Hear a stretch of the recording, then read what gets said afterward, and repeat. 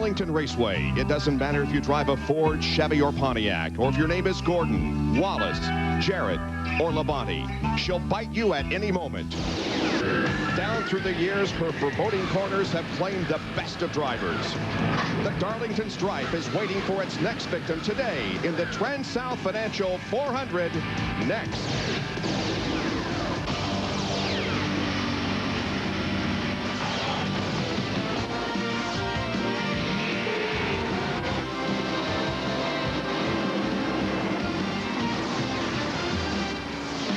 Live from NASCAR's oldest superspeedway, Darlington Raceway in South Carolina. It's the NASCAR Winston Cup TranSouth Financial 400. It's the 5th race of the 98 season, and coming into this event, Rusty Wallace has a 49-point advantage on his teammate Jeremy Mayfield, with the defending series champion Jeff Gordon in 7th place in the point standings. Here's how they will start today, and notice the top 5 have major hurdles to overcome. Terry Labonte starting 33rd, while Rusty is in the middle of the pack at a track which is always a nemesis. Racing, like life, is full of hurdles. Ask Rusty Wallace. In the past, he has faced these hurdles alone. Now he shares his past and his passion with the future. Clearing high hurdles with grace and speed requires a perfect stride, especially if you hope to win a championship.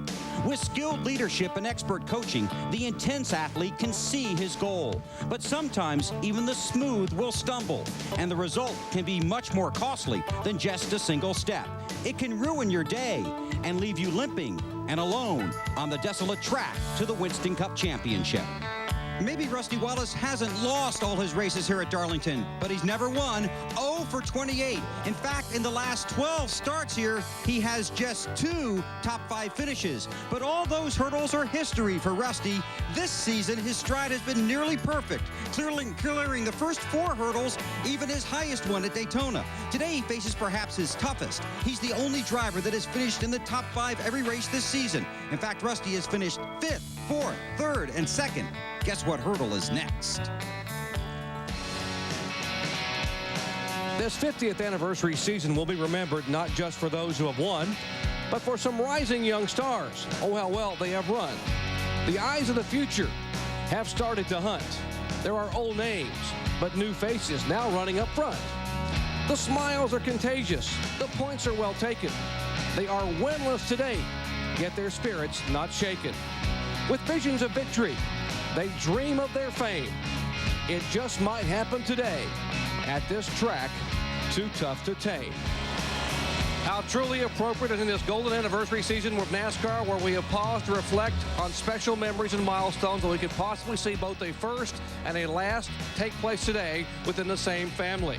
With the impending sale of his team, no doubt this will be Darrell Waltrip's final run as a Winston Cup car owner. However, bolstered by a 7th place qualifying run and an impressive performance in yesterday's happy hour, many believe that today Michael Waltrip, in his 367th start, could get his first Winston Cup points win here today. If the scenarios do unfold, this day will be magical. This day will be memorable. And for the millions watching at home, it will be truly emotional. A couple of familiar faces will lead the pack to the green flag as Roush Racing teammates Mark Martin and Jeff Burton captured the front row in qualifying on Friday. But a number of the other big-name drivers couldn't find the mechanical balance in qualifying, and as a result, they will be pitting on the backstretch. Among them, Darrell Waltrip, Terry Labonte, Bill Elliott, Ernie Irvin, and second in points, Jeremy Mayfield. They need to find that mechanical balance today, plus have a lot of good luck. Of course, you search for that balance during the race, and when you find it, it can pay off big time, as Jeff Gordon found out in last year's Mountain Dew Southern 500. You can do it, Jeff. I know you can do it. I'm doing all I can right now to hang on to it. 4 tires, 1 in the panner. 4 tires, 1 in the panner.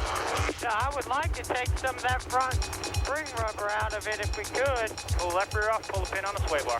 Take 1 round out of the right rear. I need to run about 60 laps. We're going 71. Okay, so if I want to go 65, we're still safe. Yeah. Be smooth. Don't hit the wall with it. If this thing stays straight, they might not be able to make it on gas. Go, go, go, go, go, go, go. Jig out hard, hard. Go, go, go, go. Attaboy, those last 2 laps were real good. You can do it. I know you can do it. Yeah, we did it. Holy cow. That, of course, was Jeff Gordon's victory here at Darlington last fall in the Southern 500, where he also won the Winston Million. Now, there were times during the race that Jeff's car wasn't working very well, but the crew worked and worked on it. They finally got it technically balanced, Ned. And that's what you need to win races. Now, NASCAR works very hard towards trying to get the downforce balance on these cars. Everyone knows that they took cars to the wind tunnel after the Atlanta race and then made a rules change after that. So supposedly the downforce is pretty well equal on these cars. But they can't legislate the mechanical end of things, Benny, and that's the important thing on race day. That's right. Now, who's going to win the race day? The team that gets the best mechanical balance. And that's springs, shocks, sway bars, and air pressure in the tires. I talked to some of the teams, and they tell me that if you take 1 pound of air out of the right front, all of a sudden, the car will become loose. If you add 1 pound of air to the right front, the car will push. That's how close these cars to being balanced mechanically. But the other thing that drivers have to worry about, even if they find that right balance, is the track itself. Just when you think everything's going well, the track can grab you and tip your scales toward the garage area. Back at Darlington in a moment.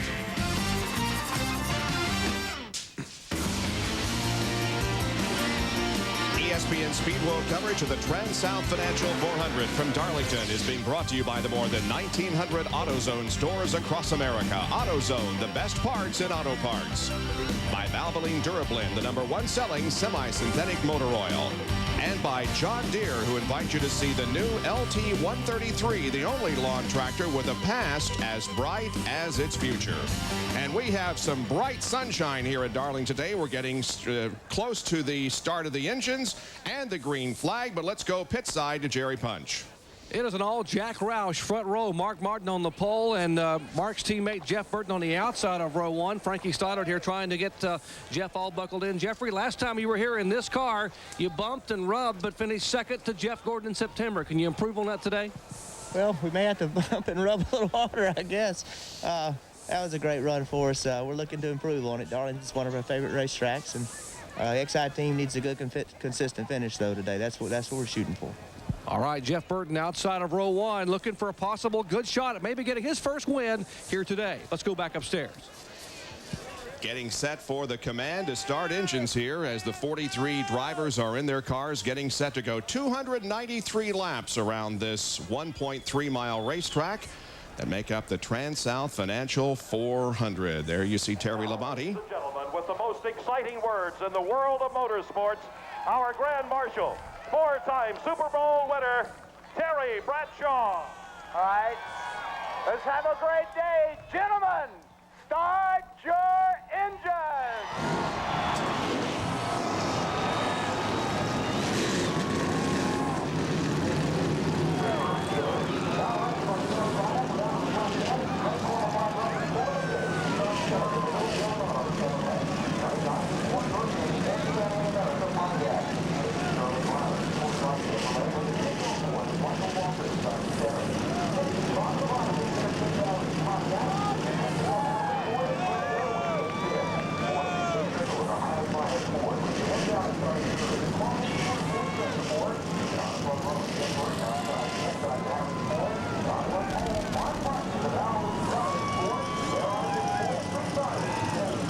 43 cars who fired their engines as we get set for the TranSouth Financial 400. Terry Labonte starting back in the 33rd position. I'm with his crew chief, Andy Graves. Andy, a disappointing qualifying run, but how's the car set up for today's race?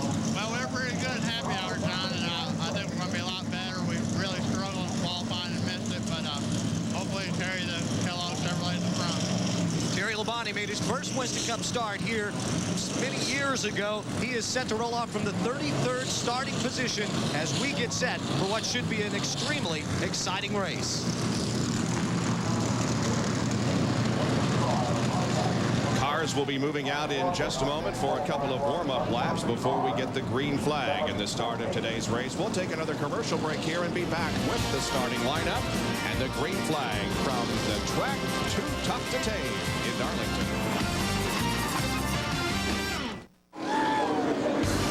Just couldn't ask for a nicer spring day in South Carolina for us to televise the TranSouth Financial 400 for you. These overhead shots somewhere up there in the beautiful blue skies flying the Pennzoil Copter Cam. We'll go 293 laps here today. Dale Earnhardt has a track record. They'll go 48 to 58 laps before they have to change tires, we think, at this point. And the purse is a little over $1.7 million. As the race progresses on, they should be able to run a little bit longer on the tires. There's the track description. This is 1.366 miles in length. Front stretch, back stretch, same length. Corners are a little different. 1 and 2 is banked 25 degrees. 3 and 4, 23 degrees. And the straightaways, enough banking for the water to run off. Now here's the Everstart Walmart starting grid. On the pole is Mark Martin, his second Darlington pole in his 25th race. And Jeff Burton, he finished 4th and 2nd in the Darlington races last year. Second row, Dale Jarrett, last year's winner, and Dick Trickle. Third row, Kenny Irwin and Bobby Labonte, who has 5 consecutive top 10 finishes here. Starting 7th and 8th, Michael Waltrip and Sterling Marlin, who won this race in 1995. Back in the 5th row is Ward Burton and Kevin LePage. 6th row, Jeff Bodine and Greg Sachs. In the 7th row, David Green and Rusty Wallace. In row 8, Rick Mast, John Andretti. In row 9, Robert Presley, Ricky Rudd. In row 10, we find Mike Skinner and Ted Musgrave. In row 11 this afternoon, Johnny Benson and Brett Bodine. In row 12, Randy LaJoie, 7-4 Ricky Craven and Jeff Gordon. Row 13, Jerry Nadeau and Kenny Wallace. And in row 14, Dale Earnhardt and Joe Nemechek. Now, all drivers from here on back will be pitting on the backstretch. In row 15 is Chad Little and Bill Elliott. Row 16, Derek Cope and Ken Schrader. Row 17, Terry Labonte and Lake Speed. Row 18, Jimmy Spencer and Steve Grissom. Row 19 is Jeremy Mayfield and Bobby Hamilton. Row 20, Ernie Urban and Kyle Petty. Row 21, Todd Bodine and Jeff Green, and Darrell Waltrip bringing up the rear. The car had 300 on it during the practice and qualifying, but you can't run a 3-digit number for the race, so 17 is on the car again. Here's our onboard cameras. Jerry Nadeau will carry one from the 25th starting position. Randy LaJoie in the Bud car will also be run along with him. Ricky Rudd, the Tide Ride. He will start in the 18th spot. Rusty Wallace started 14th. Greg Sachs, the Thornapple Valley Ford. And Michael Walter, the Citgo Ford, also carrying a camera today. And up ahead, you see that the pace car has pulled off the track. The Circuit City onboard camera with Bobby Labonte. And here is the pole sitter, Mark Martin, as he leads them down to the green flag. The TranSouth Financial 400 is on.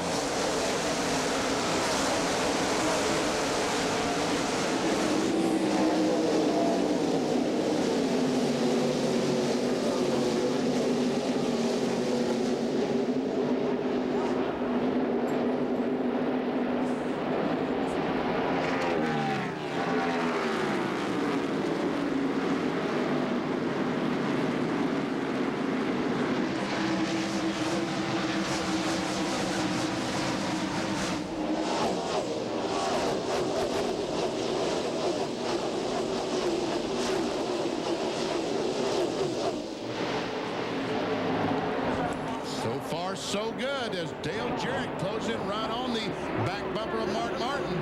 The inside line got off to a better start than the outside line did. And Jim Burton, who started on the outside pole, was kicked back to 4th as Jared West moved in closer, and Burton now racing with the 28 car, Kenny Irwin.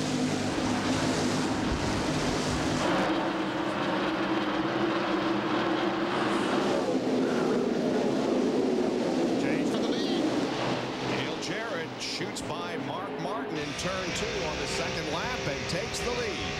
5 bonus points to any driver who leads the NASCAR Winston Cup race. And that's very important to every driver, is to try to do that as early as you can in a race. Mark Martin led the first lap. Here comes Dale Jarrett on corner number 4 and will lead lap number 2. And Jeff Burton taking a look, coming off 4 on the inside of Kenny Irwin. And Irwin is closing in on the back bumper of Mark Martin. Kenny Irwin, the rookie who led the most laps in the Atlanta race a little less than 2 weeks ago. Oh, he almost missed a corner coming off turn 2, and that gave Burton the advantage to dive down to the inside. On NASCAR Today, we heard Kenny Irwin say that this is a learning experience for him. He's going to take it really easy, doesn't care about winning the race, just wants to finish with the car in one piece.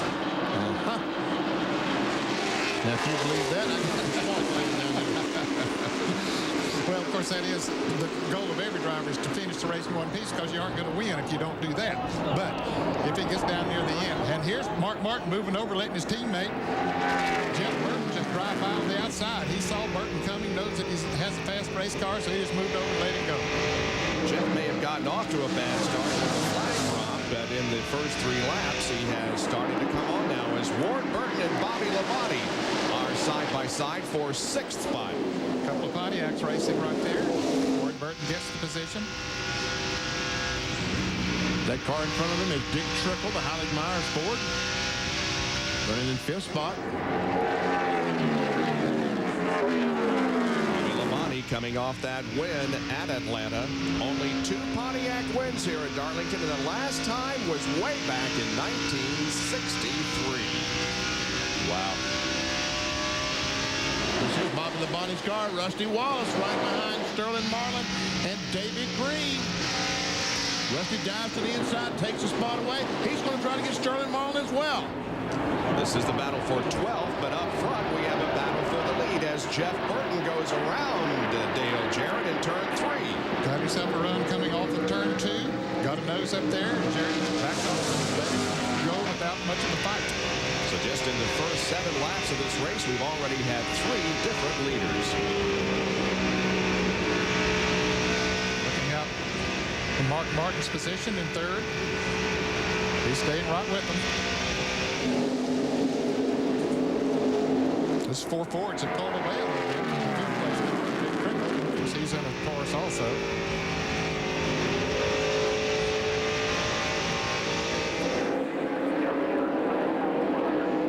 As we go to the top 5, in running order, you look at the speeds and see that the leader running 159 miles per hour. Oh my goodness, look at this group that Jeff Gordon's hung up in.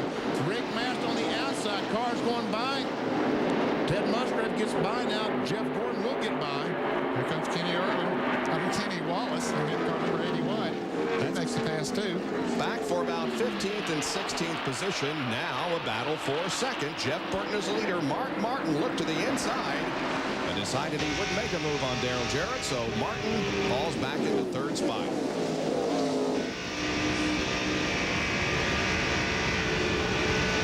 Wall there to the left. There's hardly an inch that doesn't have a black mark on it. And boy, Mark Martin really gets a good run off of turn 2. Jarrett's car seems to be pushing a little bit coming off of that corner, and Mark really got a run coming off there. Let's see if he can do it coming off of here. Yes, he does. He moves up there. He's going to take a look. And he's up beside of him. He'll have the position going into turn 1. Indeed, Mark Martin going to 2nd. Jarrett back to 3rd as Jeff Burton has about a 3/4 of a second lead on Martin.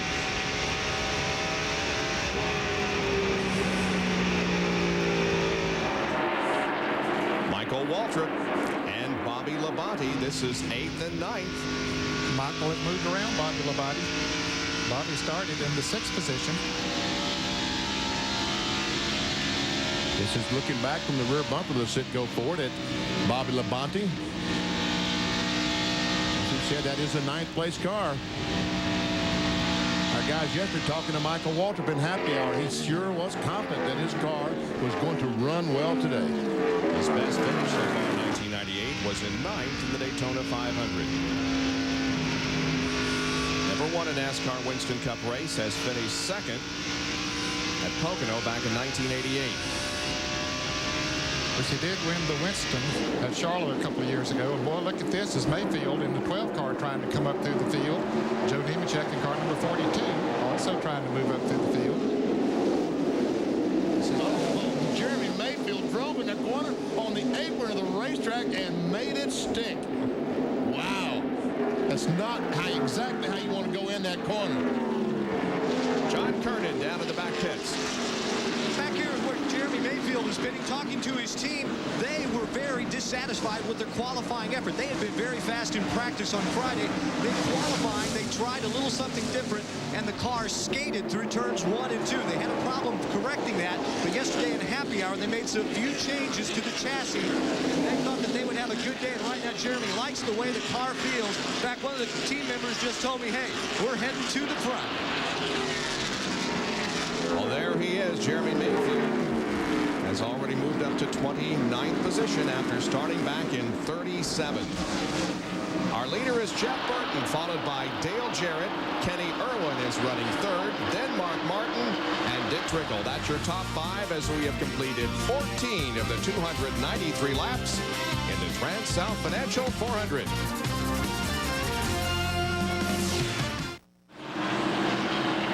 Jeff Burton leads here at the TranSouth Financial 400 after 19 laps. He has about a lead of 1 1/3 seconds or so. And so far in the first 4 races of 1998, the Fords at least have had a statistical advantage. They have 15 top 5s, have led 63% of the laps, while the Chevys have been in the top 5 3 times and the Pontiacs twice. The Chevrolet has won twice, and the Pontiac has won once, and the Ford has won 1 time. And that was the guy that won. The Ford that we won, were right along with him, Mark Martin, when he won in Las Vegas. Here comes Jeff Gordon trying to march his way towards the front in his Chevrolet. That takes over the 16th spot. Jeff started back in 24th.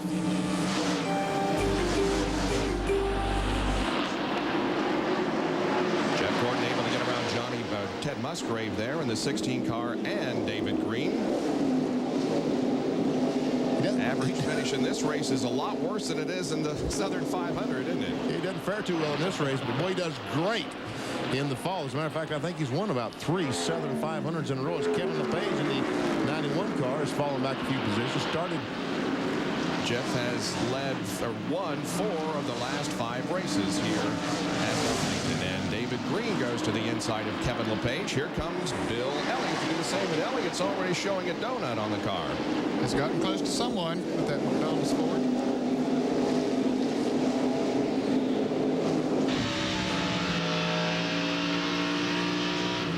Now this car is being driven today by Randy LaJoy. Ricky Craven will be out of competition for an undetermined amount of time. Here's trouble. Coming off the turn 4 at the start-finish line is Jeff Bodine.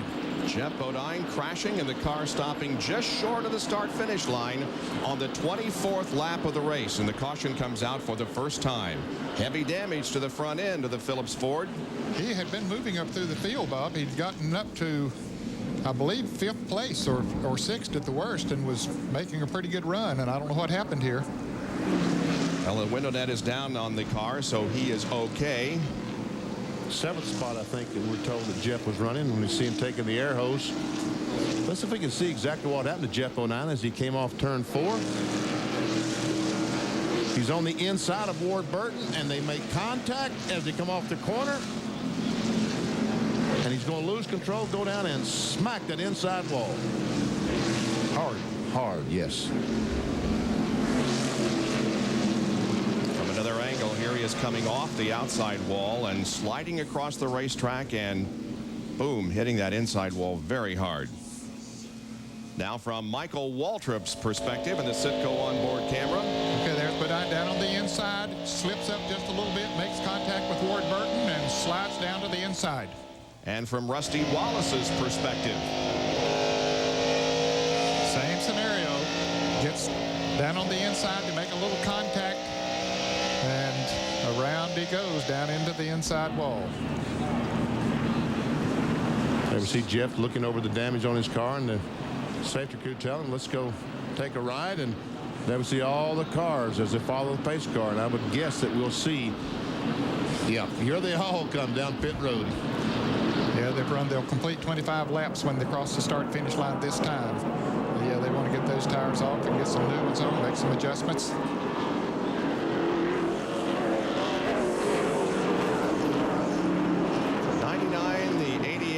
Two will be in our triple split as the pit stops occur here. Rusty was running 8th. We'll see if he can make up some ground through the pit stop. Here he is, Bill Weber. Wallace swings around Ward Burton, pitted just to the first turn side of the start-finish line. This should be 4 tires, no adjustments, and just a little bit of fuel. Around to the left side they go on the 2. Here's Jerry. Air pressure adjustment in the 99 car. Slightly loose, getting in, slightly tight. Coming up, you see all 3 cars. 99, 88, 2. Rusty is out. Sharon is out. DJ will be the first one to the end of pit road. Then Jeff Burton, and then Kenny Irwin.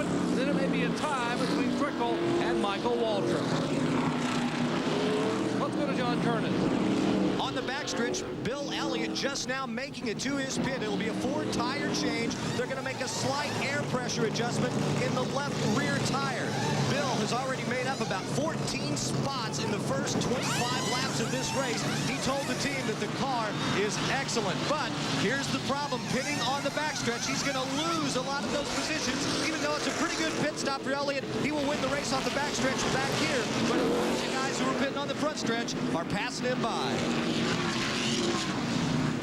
And we see Mike Skinner coming in the Lowe's Chevrolet. He will change drivers. Morgan Shepherd is scheduled to get in that car. They said that Skinner would run till the first caution. Well, it came fairly early in the race, so he'll get out of it and turn it over to Morgan Shepherd. Now, he stayed out on the racetrack and actually led a lap, I believe. We'll have to check the records on that. But the reason he stayed out there was to get back, be at the front of the pack so that he would be able to come in and change down to Bill.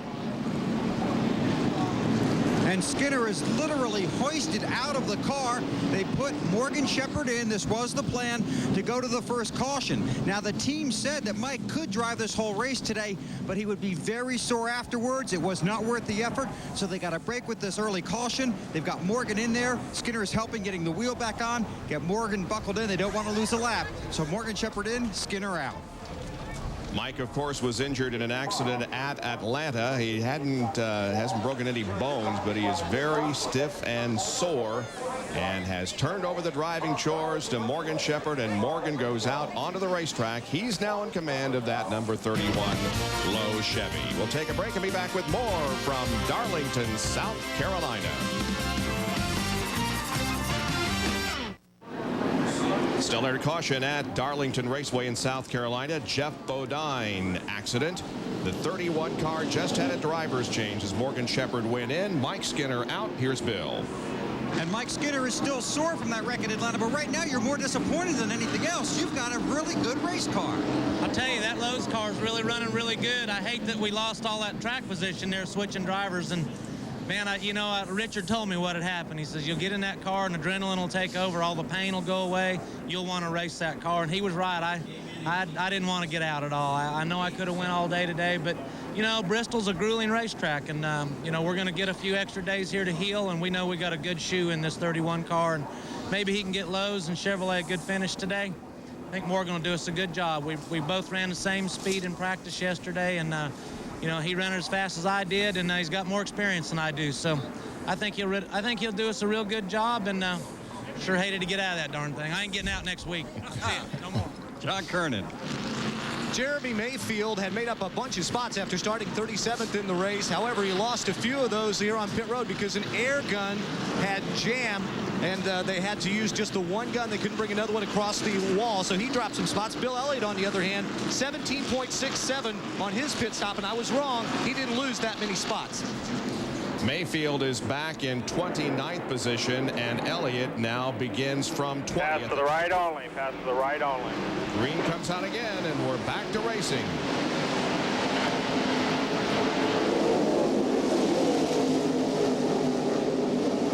We were watching Rusty Wallace and wondered whether he would gain any positions on those pit stops. He did gain one, and now is running 7th. Here's how the rest of the top 5 did. Jeff Burton lost a position. Jarrett gained one. Irwin stayed the same. Mark Martin lost 2. Michael Waltrip made a great gain as he picked up 3 positions. Good pit stop. And now a bit of a breakaway once again as Jarrett and Burton separate themselves from Irwin, Waltrip, and the others. Well, Burton really comes off of that turn 2, as we saw earlier. That's where he was gaining. Battle for the lead. Here comes Burton off turn 4 beside Jarrett. He'll take that spot away. Burton back in the lead. We saw Jeff Gordon there battling alongside Ward Burton, and Gordon has gone into 11th position. There are battles everywhere around this racetrack. As we take a look at that's Derek Cope on the inside of Steve Grissom off the corner. Contact, both cars wiggle, but both cars continue on. Derek Cope is the other walking wounded. He also suffered injuries in a crash in Atlanta. Broke some ribs, as a matter of fact, but is in the car and says he thinks he can go all the way. See Rusty Wallace been able to get by Mark Martin, take over the 6th spot. On board with Rusty Wallace in 6th. That's Dick Trickle right directly in front of him. And Bill Weber is standing by with Jeff Bodine. The battered Phillips Ford behind the wall. Jeff, what happened? Well, had a real good car. That's what happened. Sometimes that can get you in trouble. We were running really good coming up through traffic, made some good passes. Got under Ward Burton a couple times before that. That last time in 3 and 4, I was really alongside of him good. And I thought I had him a pass made. I thought he might let me go by because he could see he was holding me up a little bit. But we just touched a little bit off that corner, just racing, and a little touch here can mean a lot, as you can see. I got down in the apron down the lower part of the track, and Sandy, the thing wouldn't stop. Kind of like that ever-ready bunny, just kept going and going. And I bumped the wall, and we're going to fix it, try to fix it, get back out, but we're not going to win today. Jeff Bodine will wait a while for his car to be fixed. You saw that the top 7 so far are in Fords, the best Chevy at the moment, driven by Sterling Marlin. And Bob, there's one other car that's in the garage area now. Rick Mast, car number 75, the Remington Taurus, was pushed behind the wall into the garage area during that caution period. We had seen him going backwards. A lot of cars was passing him in the early part of the race, but now he's in the garage area.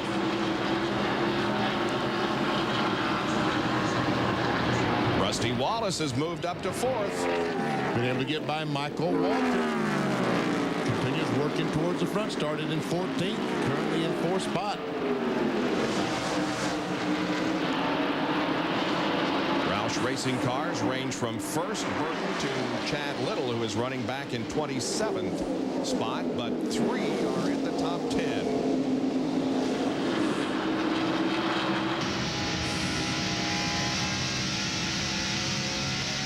Bill Weber is now with the man who was in his 250th NASCAR Winston Cup start, but it didn't go too well for him, Bill. Oh, Rick, I know you're disappointed. You're behind the wall very early. What happened? Well, I don't know. Well, you know, the race started. We qualified good. We had a tire going down, you know, and I fell to the back and just kept hoping for a caution. Luckily, we got the caution. We came in and got our tires on there. Things were going to be good, you know, because the car was real good all weekend. I left pit road going through 1 and 2 on the apron. Something just broke. It's a front accessory pulley on the front of the engine. It's not really an engine problem. It's just one of those accessory pulleys broke off and took the front part of the crankshaft with it. You know, everybody has this happen maybe once every couple of years. You know what I mean? But maybe this will be the last time it happened to us. But you know, the way our year's gone, and we've kind of turned this thing around. Everybody on my team, all the guys with Remington, you know, the whole thing is turned around for us. You know, we didn't need this to happen today, but what you gonna do, man? We go to Bristol, maybe do it there. They've shown the strong flashes. They're just waiting for the good finish. Rick Mast out of today's race, as now Dick Trickle, Mark Martin, and Bobby Labonte line up to the inside of Michael Waltrip. And Michael Waltrip gets pushed to the outside, losing 1 spot, 2 spot. And looks like Bobby Labonte will fall in behind as Johnny Benson closes in right on the back of the 18 car Bobby Labonte. Look at that car wiggle. Look at that 21 car. Looks like it's a little bit loose up in the corner. High hopes for the Wood brothers in the Citgo Ford today. See, that's really a problem at this racetrack. It's so difficult when a car up in front of this pack is a little bit slower. It's just it's a recipe for a crash. But this time, Michael, once in his 367 start, he's wise enough just to back off and let these guys go and not hold them up. And we see Mark Martin made a pass. Went around Dick Trickle, Hollick Meyer's Taurus. Moves him in the 5th spot.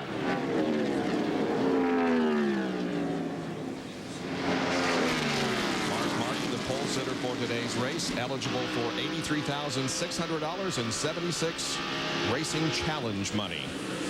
Well, let's step into the Tabasco hot zone, BP. Down in the corner, we see he's down to 128 miles per hour, and he starts accelerating off the corner. He'll build up the speed as he goes down the front stretch. Inside. And we can see up to 175 miles per hour before he slams on the brakes and says, slow down, baby, please slow down. Sees that wall coming up going into that turn. Now he comes off this treacherous turn 4. driving straight in the wall about 160 miles per hour. That's what's fun on a Sunday afternoon. Yeah, right. Randy LaJoie is in his 28th NASCAR Winston Cup race. His last start was at Talladega in July of '95. And look at it. You see the little damage. Someone has ran in the back of the Bud Chevrolet and loosened the rear bumper cover. Cope just went around him. And someone is on the inside. See Steve Grissom. Then see Jerry Nadeau. And there's a rear bumper cover that's flapping in the breeze. There's the Tabasco car driven by Todd Bodine. Well, when you talk about aerodynamics, and of course they did some wind tunnel testing and changed the rules regarding the rear spoiler, but when you have damage like that, the rear spoiler is really not behind you, is it? No, that's below. That rear bumper cover is below the rear spoiler, and the spoiler gets there that goes across the roof of the car and comes back on, so that really does not hurt anything. You don't know nothing about a car, do you, Bob? That's why I have you sitting beside me, BP. Jerry Nadeau, Steve Grissom. Nadeau, the First Plus Financial, a rookie this year. Now Trickle begins to go backwards a little bit as Michael Waltrip. Here comes Jeff Gordon and Marlin all to the inside of him. And now Jeff Gordon has the top running Chevy as he's able to pass Sterling Marlin. He's up to a nice spot, and you know, Jeff Gordon qualified 24th. So he is marching towards the front. Yes, he is. As we thought he probably would. Yes. See the Ward Burton on the inside, looking on the inside of Trickle. There comes Terry Labonte. He's made a pretty good move up through the field. He's currently being shown in the 20th position. Maybe 19th. I think he just passed the 91 car, take over 19th spot. And here comes the front of the pack. Jeff Burton leading Dale Jarrett by just about 3/4 of a second. We'll check the speeds at the line. Jarrett a little bit quicker on that lap than either Kenny Irwin, who's running third, or Burton, the leader. Let's see if there's someone in the back of the pack that's running faster. No. Right now, these clearly are the fastest cars out there, the first 3 cars. But the 18 is climbing up the leaderboard all the way to 5th spot. Labonte coming off that win a couple of weeks ago in Atlanta. And yesterday in the NASCAR Busch Series race. 46 laps completed. It's Jeff Burton at the front of the field. Jarrett, Irwin, Wallace, Labonte complete the top 5. We'll be right back.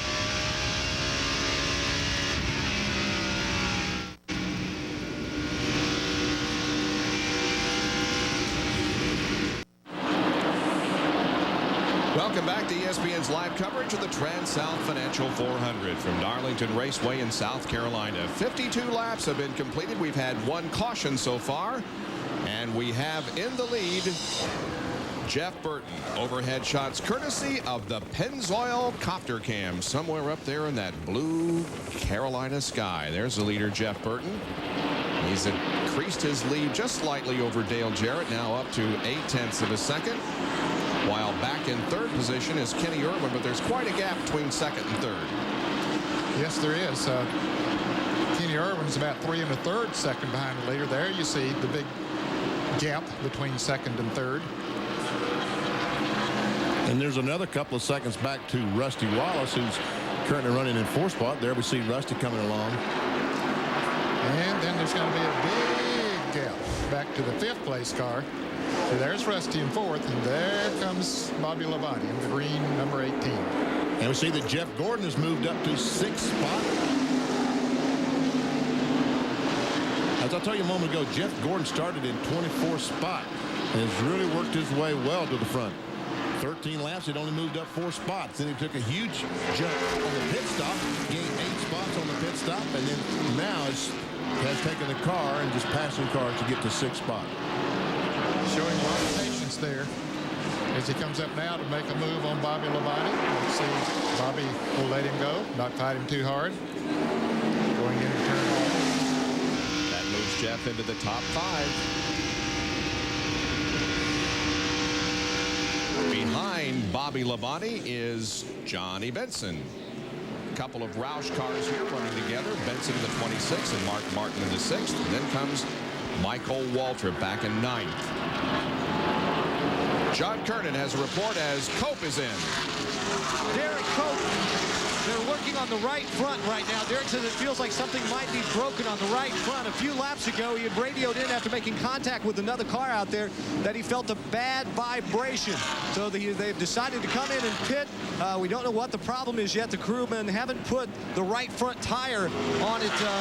They might be getting ready to bring it behind the wall, I believe. I think they're going to have to replace the hub on the right front. So we would expect Derek to just pull down pit road and then make a hard left turn and come behind pit wall. And that's exactly what he's doing. And he does have those 2 cracked ribs, but that's not the problem. He says he felt fine from that. Problem is the right front hub they have to change that. And the first car has just been lapped here out on the racetrack. That was car number 50. And Jerry Nadeau goes up and boom, runs in the back of the 30 car. Derek Cope. You think he might have touched the wall as he went up there in the end? Well, he could have. I don't know. It was hard to tell from that shot. He got awfully close to it, that's for sure. There we see Morgan Shepherd in the Lowe's car about to go a lap down to the lead.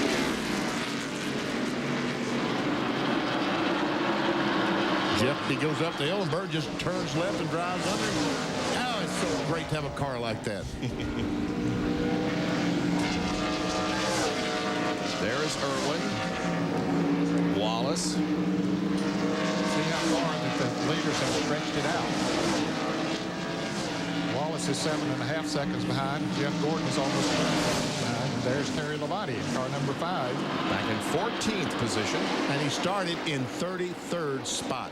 Here's a First Plus Financial field summary showing you the points as of right now. And Rusty would have over a 100-point lead on Mayfield. Yeah, Jeremy's struggling a bit here in the early going. He's all the way back in 24th, as you will see in a moment. More lap traffic for the leaders. Jeff Green in the 29 car, and direct in front of him is Jimmy Spencer.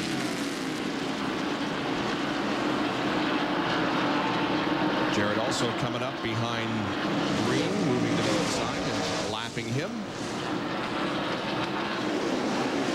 And how they get through traffic is such a great equalizer at this racetrack. Like he caught Jimmy Spencer in the middle of the corner. That's going to slow him down about a half second. If he could come off the corner with a good run and get under him and pass him down the straightaway, he would save all that time. And hopefully the guy's second spot would be the fellow that caught him going in the corner and lose that half second.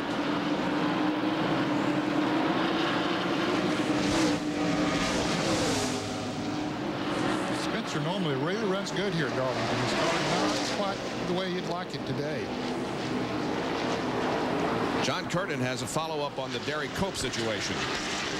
Guys, you're not going to believe this, but the vibration that Derek was feeling, and they're changing the hub right now as a result, because when he made contact with the Steve Grissom's car out there, he broke off 2 of the studs, so only 3 lug nuts were holding the wheel on. That's why he felt the bad vibration, and that's something, quite honestly, that's a new one for me. I've not seen that happen after cars make contact out there.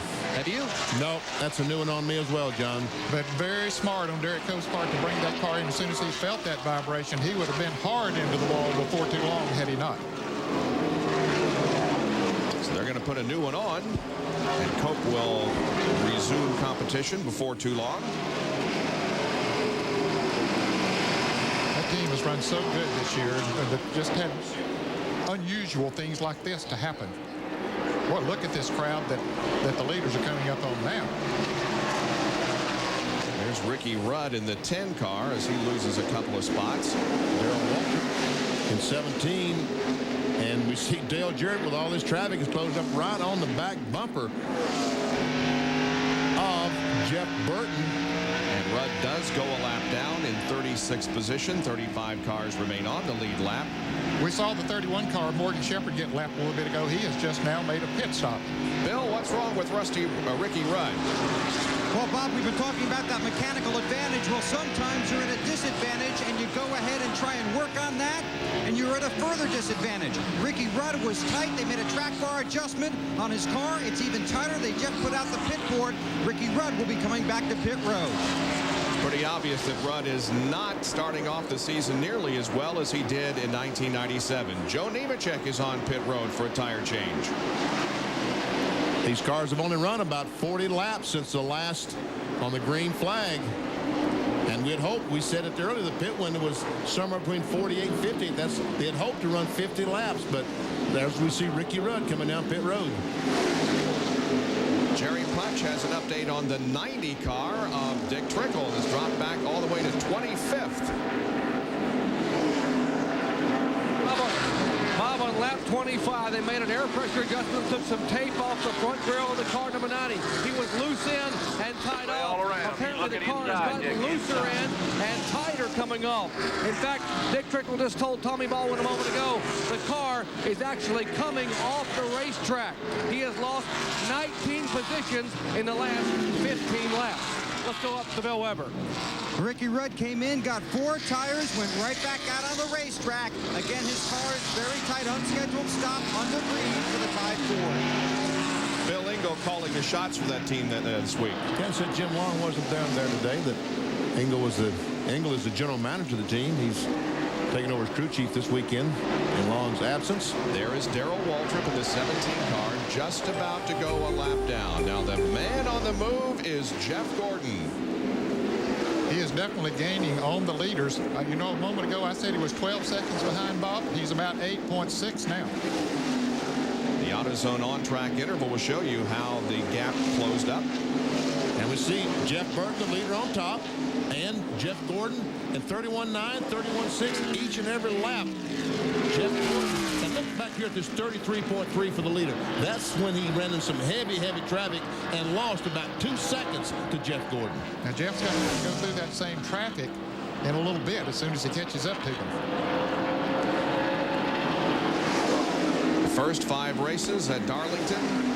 Didn't have a win, didn't have a top 5, only 1 top 10, but in the last 5 races here at Darlington, wow, a whole different story. 4 wins, 5 top 5s, top 10s, and a marked improvement for Jeff Gordon here at Darlington. DW, we saw him, the leader coming up on him. Boy, he has been racing here. They're fighting for third right here.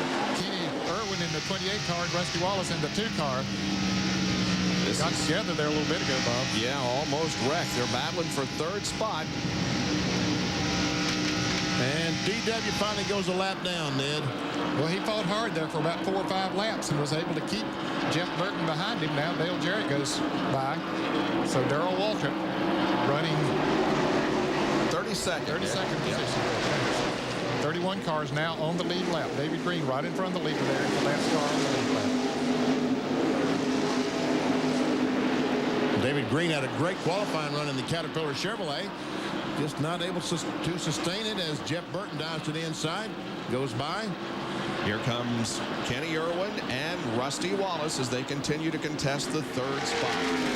This is about almost 6 seconds behind the leader.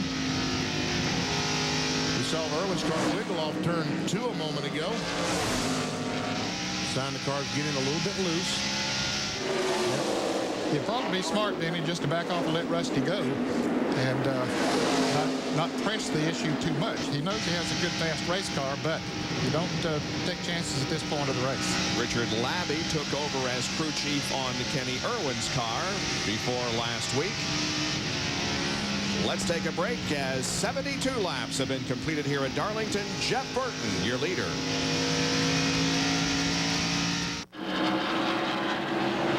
The TranSouth Financial 400 NASCAR Winston Cup race in Darlington. 76 laps have been completed. Jerry Nadeau enters the pits. Hit that hard. After he made a brush with a turn 2 wall. Flat-sided, Jerry Pitch. This is flat-sided. Big Darlington stripe. Yeah, it doesn't look like he did too much damage other than just scrape some paint off. As long, and we see some smoke coming out the air vent on the right front. That's smoke coming off the brakes, because you do use a lot of brakes here at Darlington. Clear. You're all clear. Uh-oh. You see the smoke coming out of that right front? What in the world was, I guess that was as the car started moving, the air went in that vent and blew the smoke out of the right front wheel. Here's what happened to Jerry Nadeau as we ride along with him. This is going down to turn 1. He goes in the corner just fine.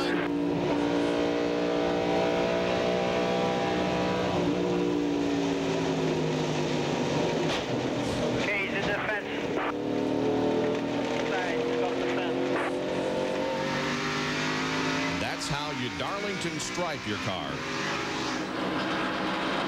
I guess the 91 car is also, I don't know what happened to him. Something happened. Apparently he spun the car, but yeah, I believe he might have been trying to come into the pit stop, and maybe he got down on that flat and just spun it around and did a 360.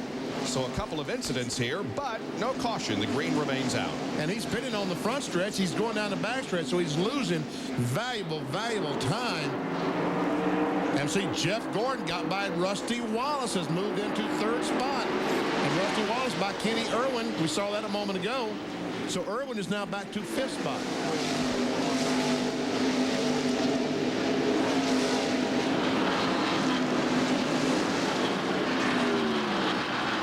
Four top 5 finishes this year have resulted in Rusty Wallace being at the top of the point standing. Dick Trickle also passing by Kenny Irwin. But he has new tires on. Right. He made a pit stop a little bit ago, and boy, does that make a great difference. Greg Sachs coming into the pits now.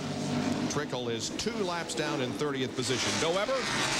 Well, Kevin LePage is on pit road. The pit board had been out for about 2 or 3 laps when he tried to make it to the pits. He's now making a green flag stop, taking a long time on the right rear tire, make a huge track bar adjustment in the right rear of the car. Now they'll come around and put on 2 more tires on the left side. A great qualifying run for this unsponsored Chevy, but disappointment here in the early laps of the TranSouth 400. Kevin LePage heads back out.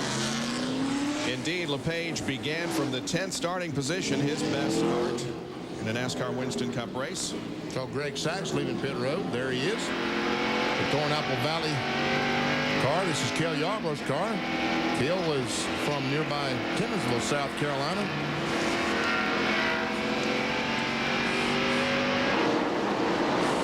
Meanwhile, up front, it's still Jeff Burton showing the way. About a half-second lead, about 3/4 of a second lead now on Dale Jarrett, who won this race here at Darlington a year ago. And Jeff Gordon is now a little over 9 seconds behind the leader. So he has lost about a second in the last few laps. Yes, he showed the graphic of his move up through there, but we said that he'd have to go through some of that same traffic that the leaders had gone through that allowed him to catch up. Bill Elliott comes in as John Vernon tells us what's going on. Elliott comes in for a 4-tire change. The wrench goes in. They will drop the track bar to make the chassis adjustment there. Right side's going on. Bill, overall, fairly pleased with the way the car has been running today. Swinging around to the left side, they'll take those tires off.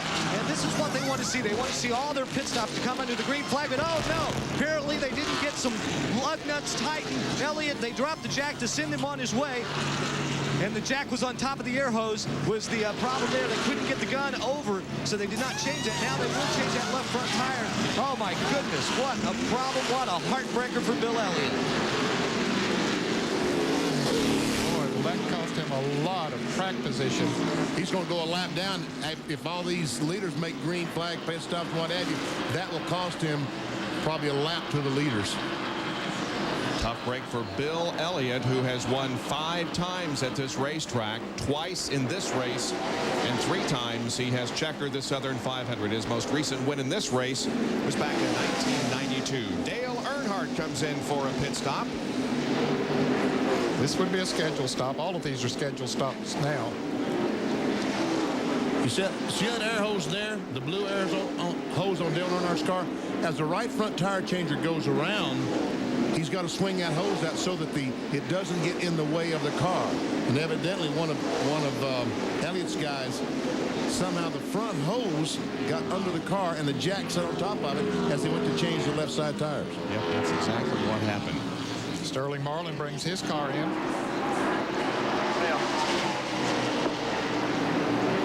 Dick Trickle was one of the first to make pit stops and therefore change tires. And look at his speed compared to Jeff Burton, who's on old tires. Jeff Burton running 32.60 seconds, average speed 152, a little over that. Dick Trickle running about 31 flat, a second and a half faster than the leader of the race just because of those 4 fresh tires. More pit stops are occurring on the 87th lap of this race. Here is Todd Bodine in the Tabasco car. Sterling Marlin has made a pit stop in the 40 car. He's rolling out. There's Brett Bodine sitting in the pits. Brett is on, hitting on the front side. Had a good qualifying run.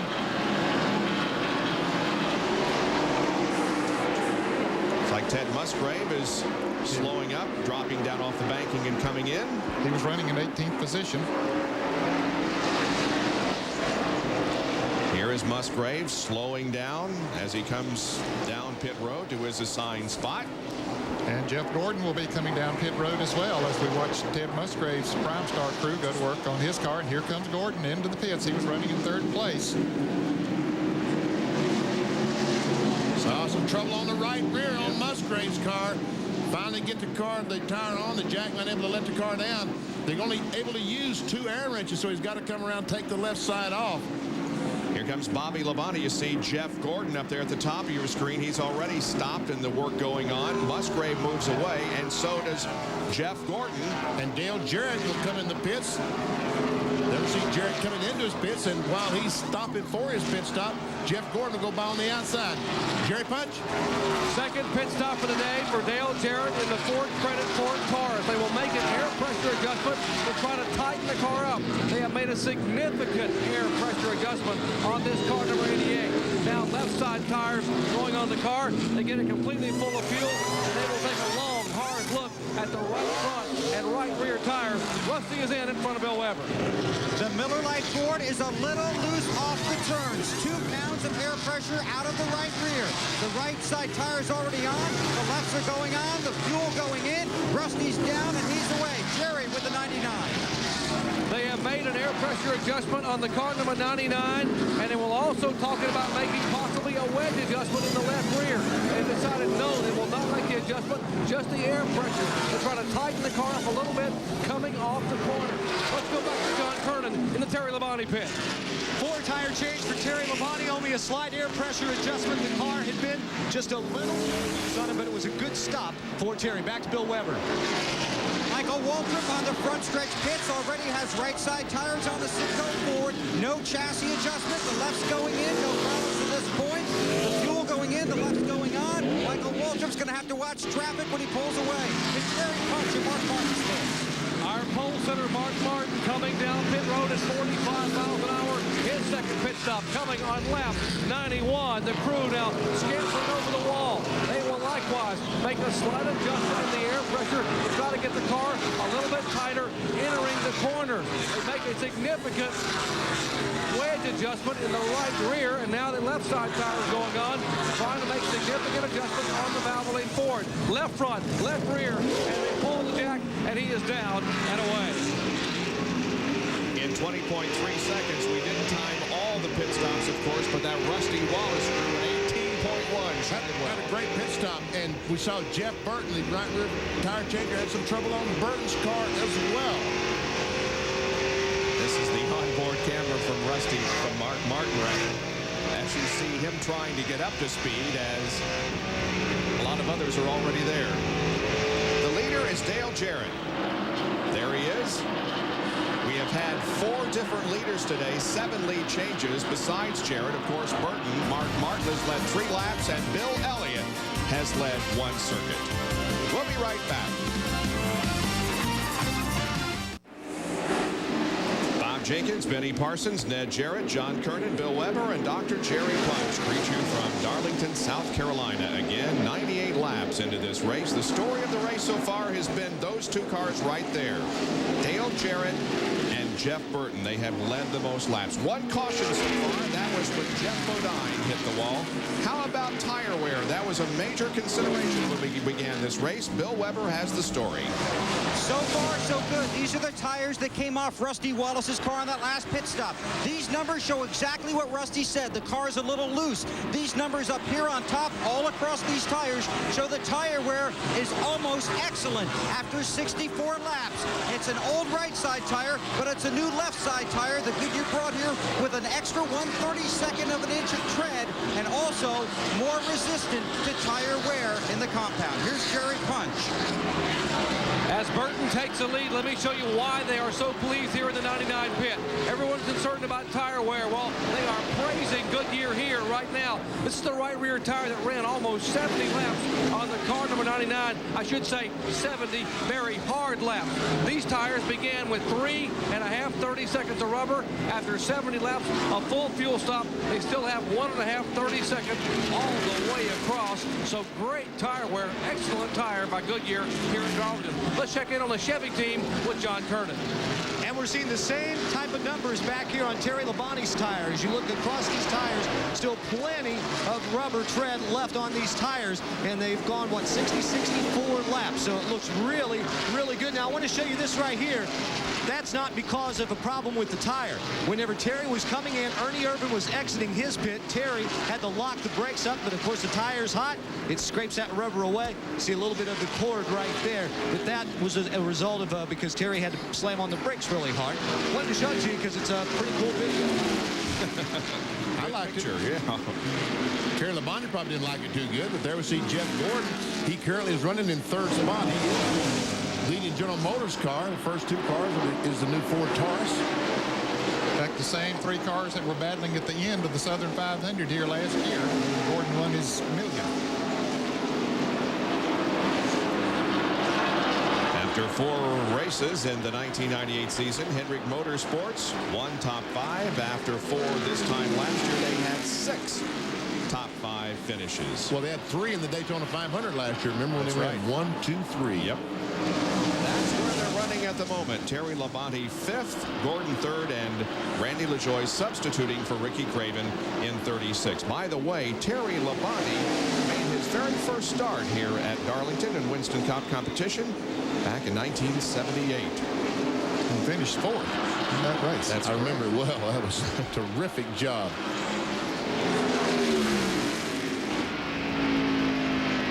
We're on board now with Greg Sachs, and look at Jeff Gordon pull away. As we see Greg Sachs come up and try to challenge Brett Bodine to go by. And that'll be 4th position. They are running 25th and 26th. 1 lap down. Sachs takes a spot away. And right behind him, David Green also passes Brett Bodine.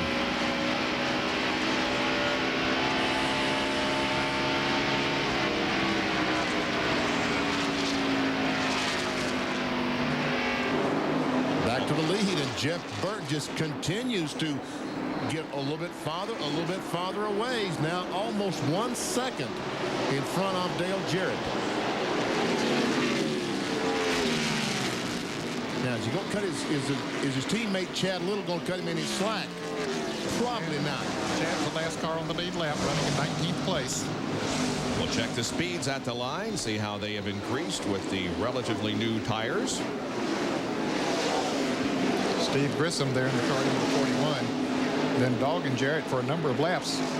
And, well, there, the 97 went back by. Here comes the 99, going to go back by again. Looks like Terry Labonte had a good lap. Yes, he did.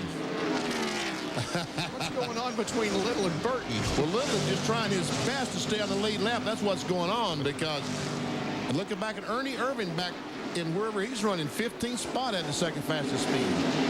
Johnny Benson, the top speed that lap in the 26 car.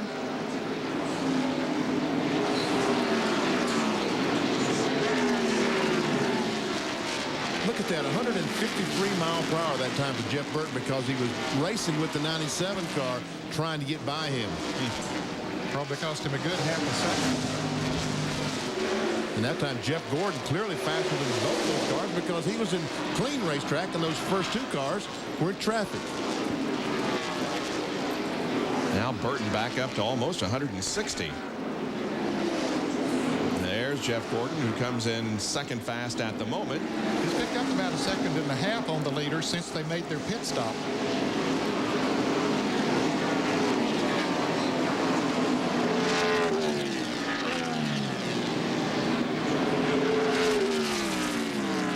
Mark Martin had a pretty good lap, 158.3.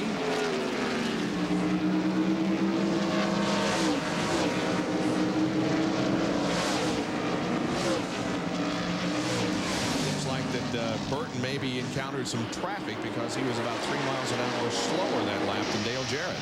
Yeah, he came up on the 40 car of Sterling Marlin and passed him coming off of turn 2. That did cost him a good bit of time. Rusty Wallace, our points leader, is currently in 4th spot. He's 16 seconds behind the leader, Jeff Burton.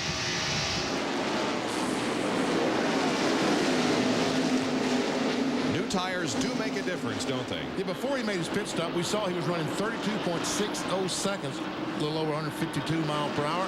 After the pit stop, 4 new tires, he was running 30.85 seconds, 1 3/4 seconds faster. Jeff Burton has never won here at Darlington. His best finish was second in the Southern 500 last year. We'll be right back.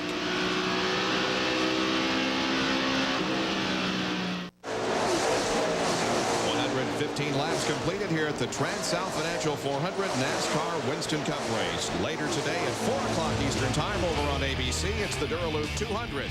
From Phoenix International Raceway, Jeff Ward has won the pole position for the Pep Boys Indy Racing League event. That's live at 4 o'clock Eastern Time today on ABC Sports. Of course, Tony Stewart and Ari Lyondike and Scott Sharp and others will be there trying to win the last race before the Indianapolis 500 for the IRL. There's Jeff Burton, who continues to lead here at Darlington, now about a 1.6 second advantage over Dale Jarrett. And running back in 3rd spot is the 24 car of Jeff Gordon. Now we see the 88 car of Dale Jarrett, and where's the 24? There he is. Last time by, 7.5 seconds behind. Between Jeff Burton and Jeff Gordon, we see that Gordon was quicker.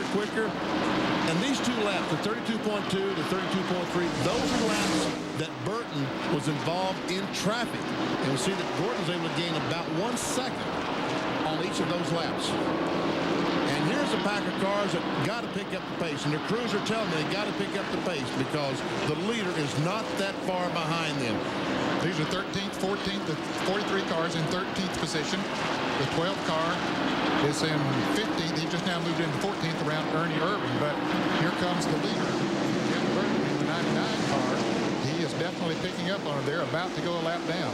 Right now, there are only 15 cars on the lead lap. And you know, the crews are telling pick up the pace, pick up the pace. But if you're going as fast as you can go, you know, that's as fast as you can go. When you try to run faster than your car will allow you to run. It's so easy. You try to be patient, but in a situation like this, it's so easy to lose that patience. Dick Trickle has come in for a pit stop. Jerry Punch. Well, he is out of sequence on pit stops. They're going to change left side tires. They're planning on putting a rubber in the left rear. They decided instead to go ahead and make an adjustment on the track bar. Tommy Baldwin getting left side tires on. He is down and away. Let's check in with Bill. Randy LaJoie just made a green flag stop, got 4 tires, a big chassis adjustment. They were hoping for a top 10 finish for the Budweiser Chevy today. Even with LaJoie, the new driver in the car, that's not going to happen.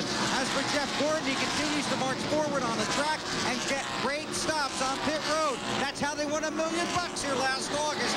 His pit times are remarkable. 17.79 on the first one, and then the green flag stop unofficially 16.29. Oh yeah. He's good on the track, but he's a little loose in the middle of the turns, so he's probably going to get better. Wow, salute to the Rainbow Warriors for some great pit stops. And here's some guys on new tires. Randy LaJoie there, and he's going to blow by all these guys. It just came out a few laps ago, and look how easy it is. Boy, that race car feels so good right now when you're able just to pull up there and ride right by people that sometimes have been passing you early. Ricky Rudd also made a pit stop, by the way, as we go back into the Tabasco hot zone for some telemetry from Randy LaJoie. We see he's down to 126 as he tries to get by Johnny Benson. Accelerated 70 mile per hour. He'll slow going in this corner. And this corner is faster, obviously, than the other corner. You can see that it's about 20 miles per hour, about 15 miles per hour faster than 3 and 4. Got a car on the wall. Ernie Irvin got up and Darlington striped his Skittles Pontiac. Take a look at the right rear. I brushed the ball. 10-4. I'll look at it when you come by. You're clear all around. No damage there on the right. See the rear bumper covered? Yep. Flapping in the breeze. He's still in 15th position. As he comes off the corner there, we see the damage on the right rear. It's like all sheet metal. That's the leader behind you. It's all sheet metal. Inside. Ernie goes a lap clear down. all around. Feel all right? Here's what happened. As I said, these guys trying to pick up the pace a moment ago and go a little bit faster than the car. And look as he goes to the corner. It gets loose, dirt tracking in the corner. Yo, and the wall kept him from spinning out, Ned. It did. I think he did a great job of saving that car and not spinning out. Keeps going. He is a lap down now, but he's still in 15th position. Wow. There's Dale Jarrett right behind him. Ford quality care. Inside. Clear after that 88.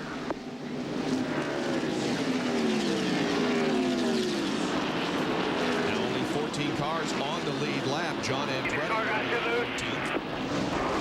It's just right now, it's just right rear out. So they're boarding the right rear out. We'll take a round out of the right rear.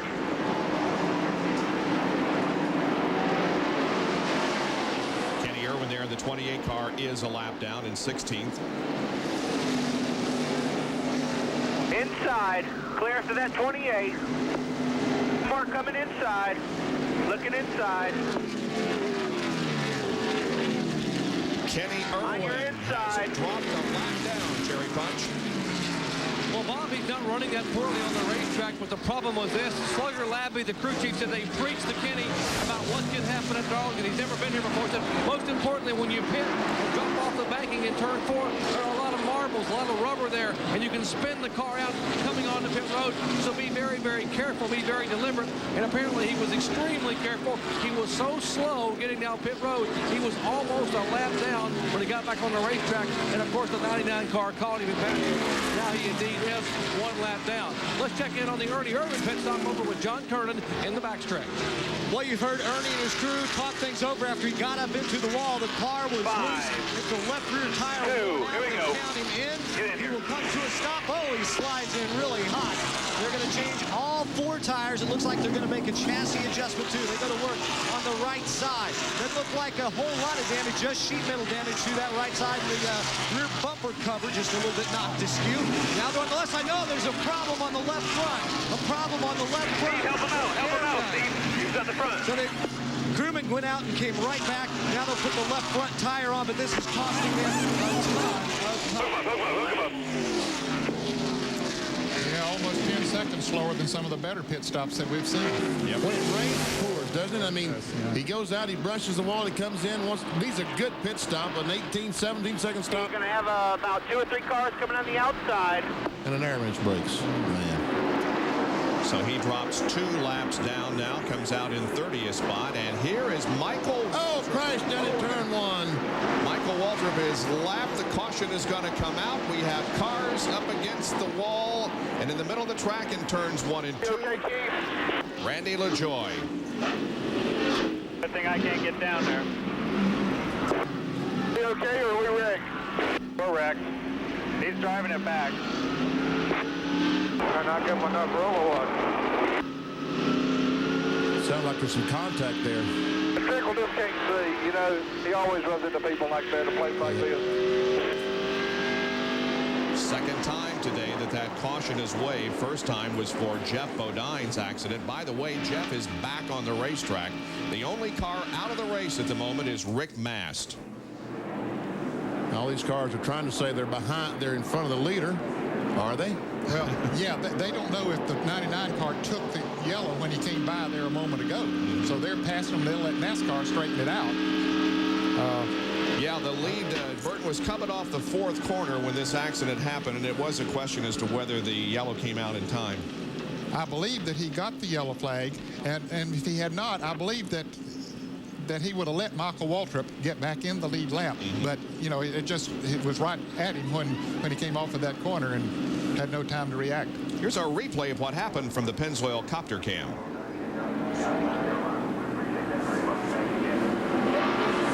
I know. That's Dick Trickle that he was talking about. They're making some contact with Trickle. I don't They were talking on the radio. Now, whether or not... Pace car turn 3. Well, damage on the right side of the Bud Chevrolet. Really doesn't look that bad, does it? No, it doesn't.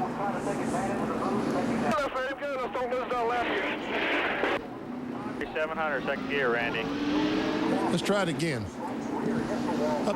Up here, these three cars, as they come in the corner, the joy goes up. It's hard to tell. It's so hard to tell.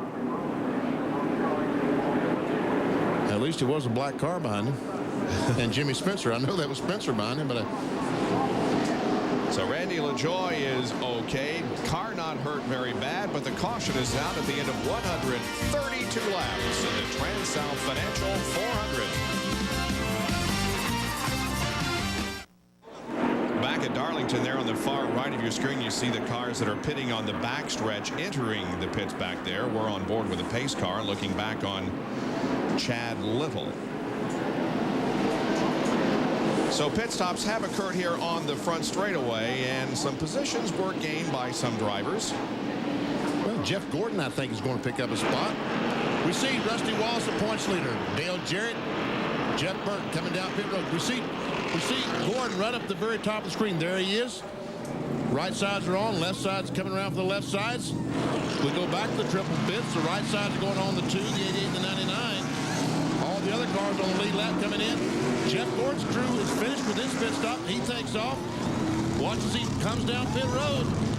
The other guys, the 3 leaders, still changing the tires. Martin makes a pit stop. Bobby Labonte, they go to work on his car.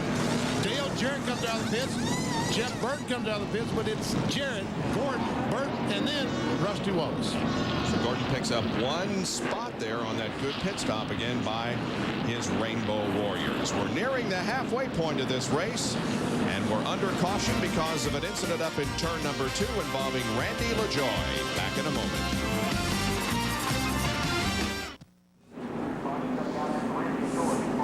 Race still under caution here at Darlington.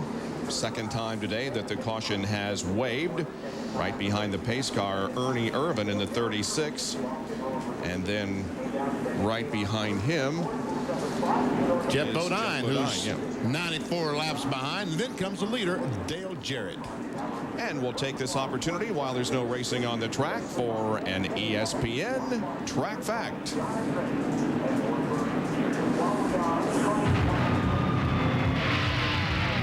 Track Facts brought to you by Quaker State Motor Oil. For what you drive and the way you drive it, the choice is clear. The ignition box. It's certainly one of the most recognized terms in NASCAR Winston Cup racing. Often during an event, you'll see a car that's running extremely well suddenly slow down on the track for no apparent reason. The first thought, an ignition box problem. Well, here is an ignition box pairing, 2 of them sitting right in the center of this car, in the coolest possible place in the car. Remember, cooler is better. Now, what does the ignition box do? Well, basically, it takes the 12 volts from the battery, amplifies it 3,000 to 4,000 times, sending 30,000 to 40,000 volts to the spark plug to ignite the engine. Now, if your race car was the human body, the ignition box would probably be the brain, because you could have all the power you need and all the fuel you want. But if the brain doesn't tell the car what to do, it's simply going to sit there. Now, when a driver thinks his ignition box has failed during a race, here's what he does. He throws these 2 switches on the dash. The first switch changes from this ignition box to the second one, an identical twin. The second switch triggers a change from this coil to a second coil, also an identical twin. Now remember, the coil operates in tandem with the ignition box. Often you don't have to change the coil, but in the heat of the race, you want to find the simplest and the quickest fix. Now, why does an ignition box fail? Well, take a look at all this circuitry. A potential nightmare, because these boxes get very hot and there's a lot of vibration inside the car during a race. On this particular box, this coil failed, probably because of heat or a vibration. Now, one more thing to keep in mind. Sometimes when the driver changes ignition boxes, he loses the tachometer. So he has to be extremely careful about his speed when entering and exiting pit road. Very good, Bill. What do you think, BP? I think I'm going to give him an A for that. What do you think, Yes, man? sir. He did it right on. Very good job. Jeff Bodine's car is stopped down here on the straightaway. missing the front end of the car, which was torn off when he crashed here on the main straightaway early in the race. I would guess that NASCAR's asked him to go the back of the field. This is a very tough racetrack. Darlington is very narrow, and he's 94 laps down, 95 laps down, so it really doesn't make any sense to get up there hustling with those people. And the SC starts moving and pulls up. Bill Weber has an update on Johnny Benson. Well, Benson is having another strong run. It's an old story now. They missed Daytona, but they've been pretty darn good ever since. And he's having a good run here today. According to my unscientific, sometimes unreliable math, he had another great pit stop and actually picked up 2 spots here on pit road. Steve Neal told me that Cheerios Ford was a little tight early. They took a little wedge out. Now the car's running extremely well. That's a good Ford. But Gordon is a very good Chevrolet. He just had another good stop. They took 1 round of bite out of the right side. Gordon's pit stop would have been even faster, but because he was so far ahead of Dale Earnhardt on the track when they came on the pit road, Gordon's pit stop was over. He had to wait because Earnhardt was directly in front of him. So he waited while Earnhardt went by, then darted out of the pits. He had a good stop that could have been great, but he used his head. Backstretch to John Kernan. Terry Labonte pitting on the backstretch, came in running in the 5th position. He returned to the track 8th. They have asked NASCAR to please speed up the pace car when the caution is out, so after they drop the cars off on the front stretch, so the backstretch guys can get back here and not be at such a disadvantage. Let's go back racing. Indeed, pace car is in, and the green flag waves again. Cars on the left side of your screen in the lead lap. Cars on the right side of your screen a lap down. That's Ernie Irvin, and he now is 2 laps down. Ben, remember, he made that green flag pit stop, had a problem on his pit stop, so he is now 2 laps down. He's being shown in 26th position. It's Jarrett, Gordon, Burton, then Rusty Wallace, Johnny Benson. Kenny Wallace is running in 6th position. Great run for Kenny Wallace, a square D car. And here comes Jeff Gordon on the inside of Ernie Irvin. Is running in 7th position. Terry Labonte in 8th.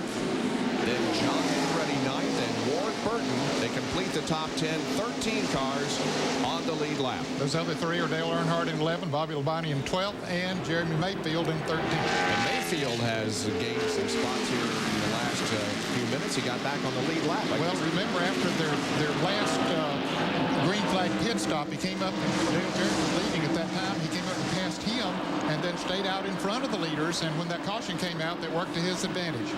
Ricky Rudd is off the pace. That tied Chevy, Ford I should say, is not up to speed. You're watching a First Plus Financial field summary showing you the points as of right now. There is Jeremy Mayfield in that Mobil 1 Ford.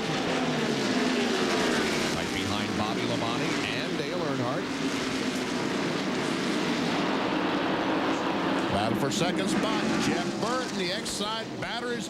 Ford Taurus goes by Jeff Gordon, taking that second spot away.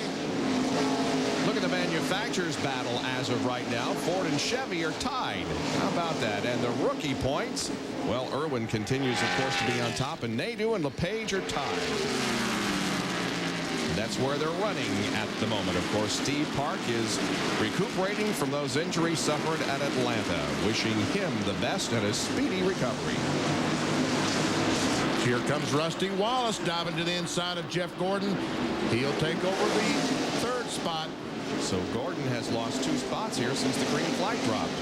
And if Johnny Benson has any say in this, he may lose another one. It's Benson. Here he comes. And boy, look at this mess. There's Earnhardt right in the middle of it behind Bobby Labonte and Jeremy Mayfield. That's the number 9 Cartoon Network car of Lake Speed between Earnhardt and Mayfield. And Lake is running back in 18th spot, a lap down.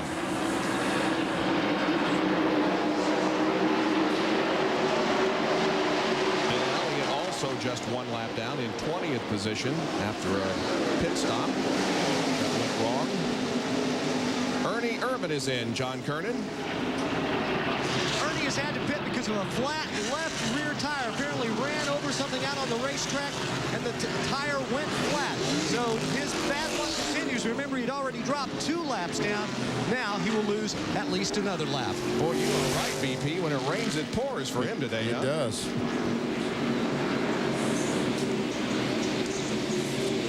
This is what happened. Watch Ernie's car. He's right in the middle there of that pack.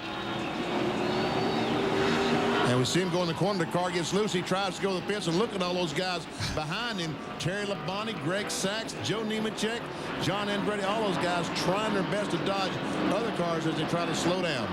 Back down to John Kernan. Okay, this is the tire, the left rear tire off of Ernie's car. He got into the side of someone, and you can see where their fender just kind of ripped along the sidewall, punctured it over here, and that's where the air escaped. Ernie the tire went flat, but he was able to save the car, not wreck, bring it on pit road, change 4 tires, and get back out there safely.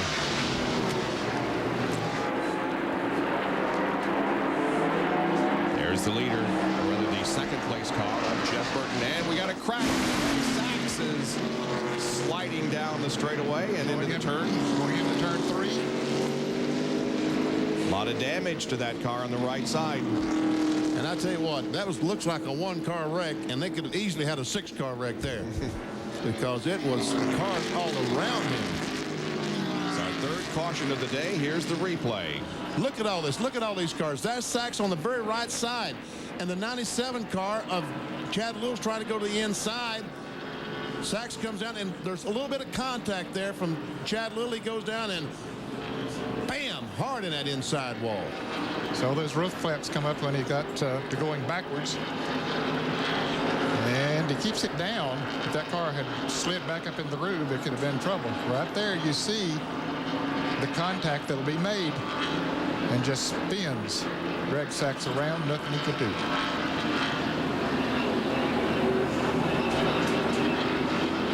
Man, oh, man.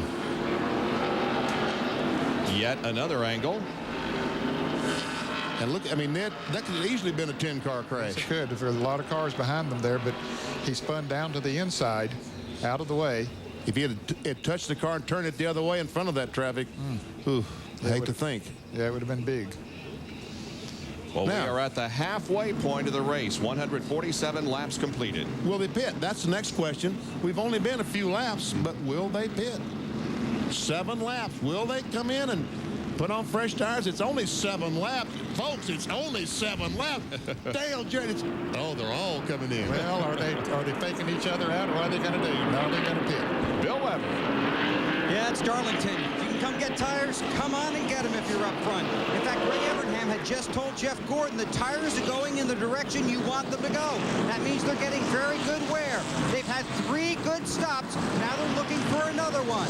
Right side tires going on. Earnhardt cuts right in front of them. Clean the windshield for Gordon. They'll come around and they'll do the lefts while Earnhardt pits in front of them.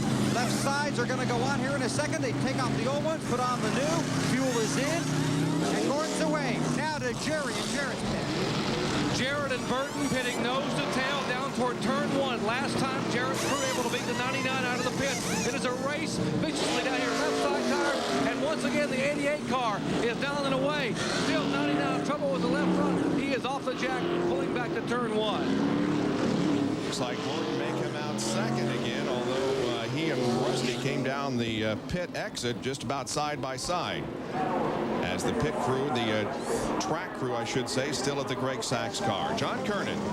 On the backstretch, Jeremy Mayfield, we talked about what a good job he has done after that first pit stop when an air gun broke. That kind of set them back, but he has fought hard all day, stayed on the lead lap. It'll be a 4-tire change, no chassis adjustments. Jeremy pretty happy with the car, but Terry Labonte is going to beat him out with his pit stop here on the backstretch as they head out. One thing that's working in those guys' favor now, pitting on the backstretch, is the fact that there are only 13 cars on the lead lap. Greg Sachs is okay. He rides along as his car is taken behind the wall here at Darlington Raceway. There it is, the oldest super speedway overhead Pennzoil copter cam shot. We're just past the halfway mark in the TranSouth Financial 400. At the moment, it's Dale Jarrett showing the way. Back in a moment.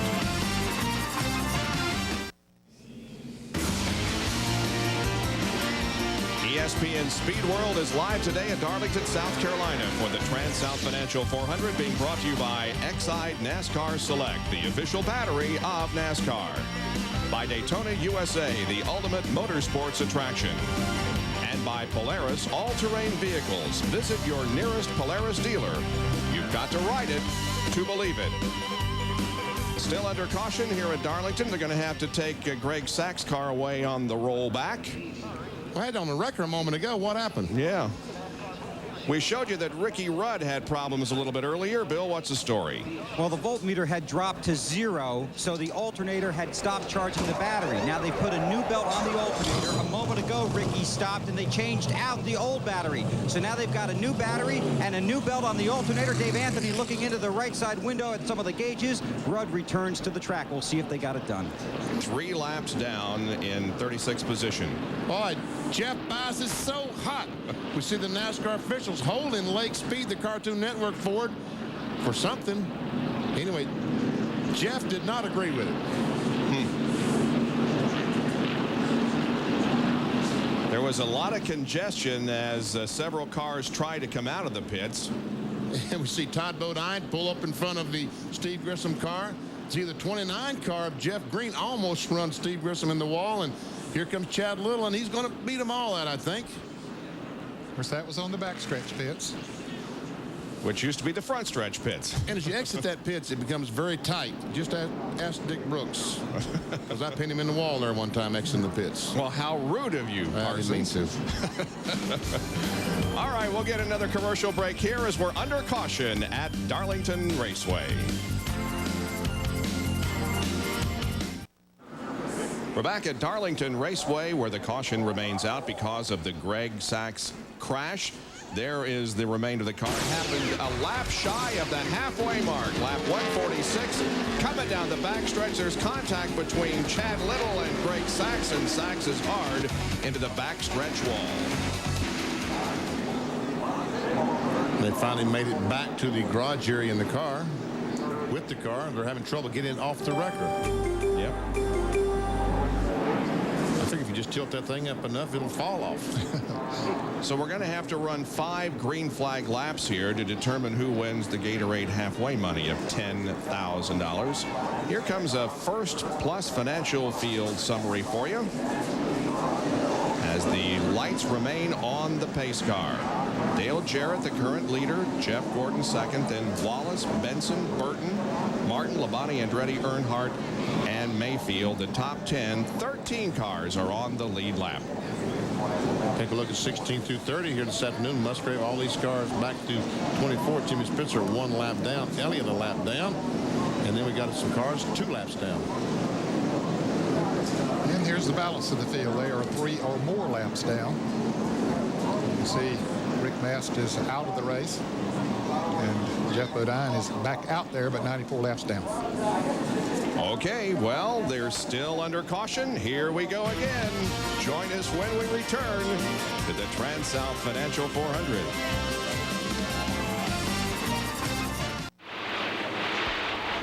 Just as you rejoin, the green flag comes out. We are back to racing. Dale Jarrett leads Jeff Gordon and Rusty Wallace across the stripe. Johnny Benson back there in 4th position, and Jeff Burton is in 5th.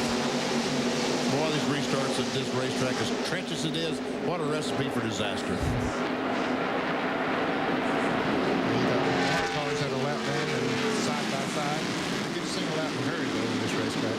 That crash involving Greg Sachs happened on the 146th lap. However, Dale Jarrett did come down and complete the 147th lap, and so the halfway money has been awarded $10,000 to that team. Ernie Irvin, the 36 car. Kenny Irwin in the 28 car. Irvin and Irwin. And they're both trying, and Jeff Burns says, man, somebody let me by. Yeah, he's really boxed in there right now. Burton has had the fastest car on the racetrack most of the day.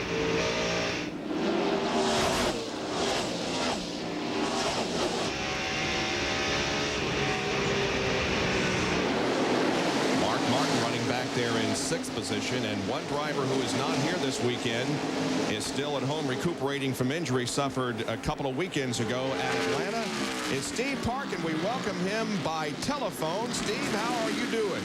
I'm doing good, Bob. I've run Darlington twice before in the Busch Series, and this is definitely the most comfortable way to run Darlington is with your leg up from the armchair, but that's per doctor's orders. Just a matter of resting now for a while. You're going to enter rehab soon? They actually have me in rehab about an hour each day, and that's even including Sundays. So we got that out of the way this morning so we can sit back and watch a great race today. What do you think about the race, Steve, so far? It's been great, I'll tell you.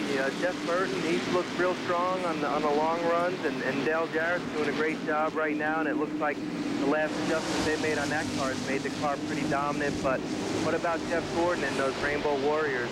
They haven't had one bad pit stop today, and that's put them guys up in the second spot and can maybe lead some laps later on today.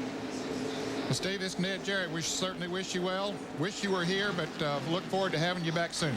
Well, thanks, Ned. And I really miss it. This is probably one of the hardest things I've gone through, and knowing there's a race going on Sunday at Darlington, and having to sit back on the couch and watch it makes it a little bit harder. But you guys are doing a great job, and I just want to thank all the fans and everybody else for all their support.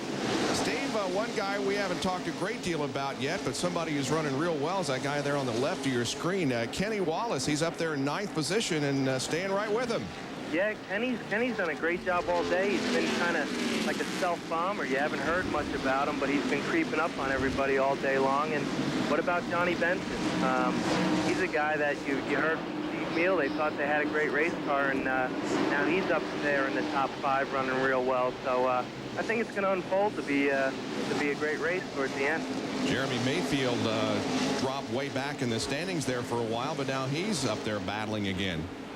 Yeah, he is, and he's having a good battle with Kenny right now, and he's another guy that had a bad qualifying run and has come from the back of the pack and has made a lot of progress all day long. So I think you're going to see a real surprise at the end at who it comes down to really battle out for the win. Little contact there, looked like, between Mayfield and Wallace. Well, I tell you, Steve Park doing a great analyzing job back there on the telephone. You guys beat us, Benny. Yeah. Caution, there's some debris. Oh, they got a spin. And Ernie back across the racetrack. So far, everybody's missed him. Clear. Got one on the outside. Everybody will miss him. Wow. Caution is out.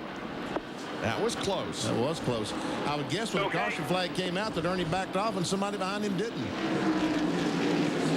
So it's a 4th caution of the afternoon, comes on lap 164. Man, I have no idea. I mean, it's like when we first put them tires on, it seemed like it was going to be all right. And then when I ran around for a lap under, after we had put a lap on them, then it's terrible. He said for maybe it's just because they got rubber built up on them, and they sat there and cooled back down. Maybe they just go all to hell. So. Steve, what do you think they're talking about there, Ernie and Ryan Pemberton? Pit road is open next time I will pit. He's made a good comment where they don't really know where the inconsistency in the tires are coming from, and I think you saw yesterday after the Busch race with the amount of rubber that gets built up, not only on the outside of the racetrack, which you can see in the corner there, but also on the inside. And I think if you get out of the racing groove and get some of that, the marbles or quote-unquote marbles built up on the tires, that you might think you have a good, cool tire to start and to restart, but really have to really hang on the car down into turn 1, and I think that's where Ernie got into trouble. And once again, after 6 laps of green flag racing, they're going to spend another $1,500, get 4 more tires. 45 miles an hour is the speed limit. Bill Weber, Jeff Gordon, the first to flank off. And they're going to make a 4-tire change here and put fuel in, but they want to look very closely at the left front because they think Gordon might have hit some debris. It looks fine from here. They come around to the left side. They already have the rights on. The car looks fine. Should be 4 tires, a clean grill, a clean windshield, and fuel for Jeff Gordon. He's down. Here's Jerry. Dale Jarrett in for what could be the stop that will set him up for one final pit stop. They wanted to come back in. This crew wants to beat the 99. They have been battling all day. The last 2 pit stops, they have beaten 99. Here is Jeff Gordon by, and Jeff Burton will beat the 88 out nearly into the side of Rusty Wallace as they head back to turn 1. Let's go to John Kernan. And on the backstretch, Terry Labonte will be entering his pit momentarily. But hey, check out on the racetrack the number 12 of Jeremy Mayfield. He has stayed out, so he will take over the race. race lead. A little bit of strategy right there. Only a few laps on those tires. Decide to stay out. We'll have to see how that plays out for that team.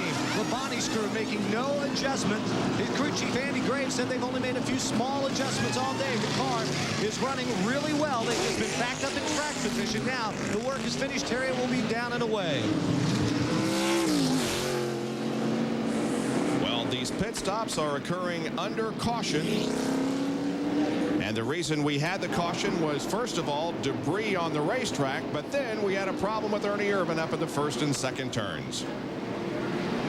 And we don't have any idea why he spun. I guess as he told Ryan, he said, I have no idea. Maybe I got in the high or got low or got some debris on the tires, and the car goes around. And it's very fortunate that we were on the caution flag, because I think some of the cars had slowed down. Right along with Jerry Nadeau, we'll see if we can see what happened. Goes down in the corner. Out, Kate. Stay up high, stay up high. Oh, slowed down. Ricky Rudd hit him.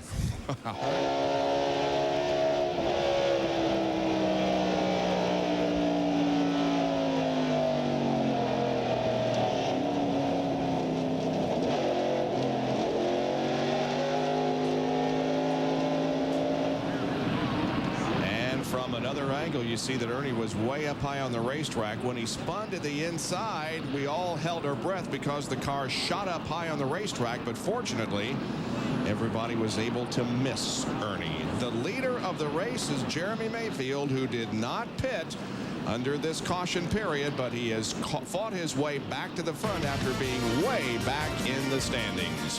165 laps completed.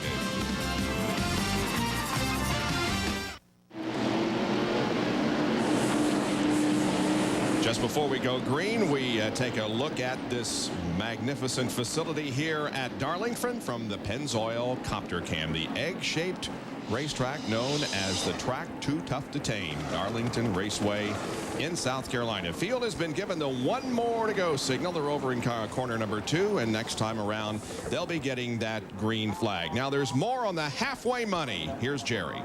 Well, Bob, you mentioned that Dale Jarrett had won the halfway money on lap 147. That's $10,000. He and Robert Yates, his car owner, have talked it over and agreed they are going to donate the money to the Tim Flock Fund. Tim Flock, of course, one of NASCAR's pioneers, who is battling cancer right now, and a number of the drivers, including Darrell Waltrip, who wanted to run Tim's number 300 here and has the Tim Flock special on the side of his Chevrolet, trying to be able to develop some interest here to help Tim defray what have become very, very expensive hospital and medical bills while he battles cancer. So Dale Jarrett, 10 grand from the halfway being donated to Tim Flock.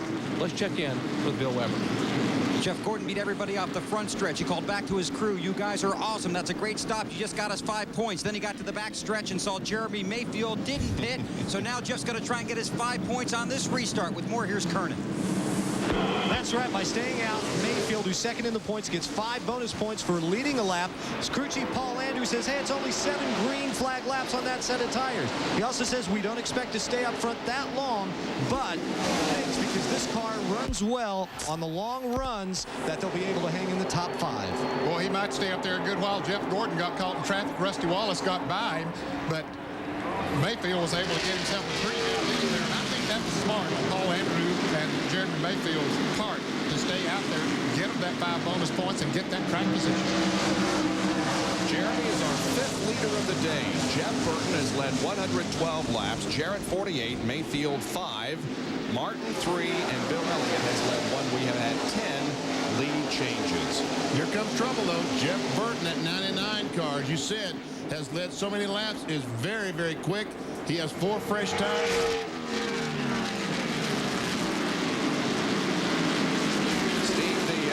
Number 1 Pennzoil car didn't make the race with Ron Hornaday driving it this weekend. What are the plans for the future regarding that? Do you know?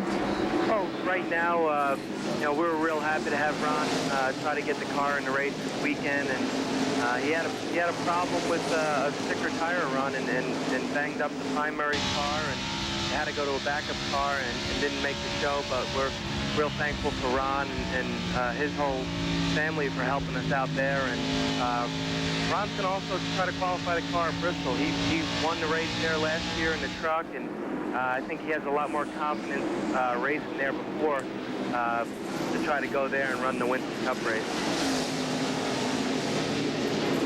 Kenny Irwin, the 28 car, trying to stay out in front of the 99. He feels like if he can stay there, they'll catch the 12, and he can get that lap back. But here comes the 99. Jeff Burton down to the inside. A great run off that second corner, goes right by Kenny Irwin. Irwin is a lap down. He's the last car, or the first car that's one lap down. He's in 14th position. Well, Steve, we thank you for joining us, and we hope that you're back in competition very, very soon. But for the moment, just relax and try to heal up, huh? Well, thanks, Bob, and thanks, Benny. And you know, we're looking forward to getting to feeling good enough that we could at least get back to the racetrack and see some of my old friends and some of you guys again, which will hopefully be in the next couple of weeks. But thanks again, guys. I really appreciate it. Okay. Good luck to you, man. Best of luck. All right, Steve Park on the mend at home. There is Michael Walter leading this group of cars down through the corner. Michael is in 16th position, a lap down. Right behind him is Sterling Marlin. That's a battle for position. Those cars are battling for the 16th position, one lap down. Meanwhile, right behind them is Dale Jarrett, who is currently the 5th place car. There he is. And Mark Martin, our pole sitter, right behind the Valvoline Ford. And Johnny Benson right behind Mark Martin. So there's 5, 6, and 7. On board with Mark Martin. He was the pole sitter today. And look at the 99 closing in on Wallace in second spot. Boy, Burton's got a good car, doesn't he? He does have. He's had a great car all day. Jeff Burton had a great car here last fall. Remember that great battle between Jeff Gordon at the end of the Southern 500. As you see our Napa Field summary, check it out where your favorite driver would be running. Also on the right side, the points as of now. Elliott would be in 3rd position, Gordon 4th, while the teammates Rusty Wallace and Jeremy Mayfield would hang on to 1st and 2nd. And here is Mark Martin and Dale Jarrett battling for 5th, and right behind him is Johnny Benson. Well, what happened, Jarrett got under Sterling Marlin coming off the turn 2 over there and had to back off. He almost spun it out, and Mark got a good run and got the side of it. Not able to pull off the pass.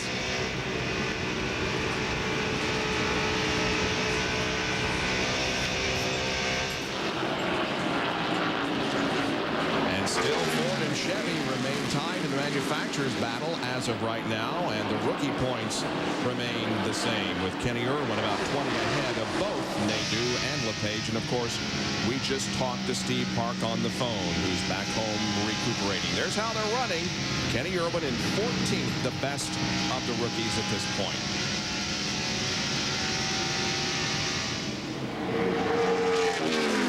Now we watch this battle for 2nd position between Burton and Wallace.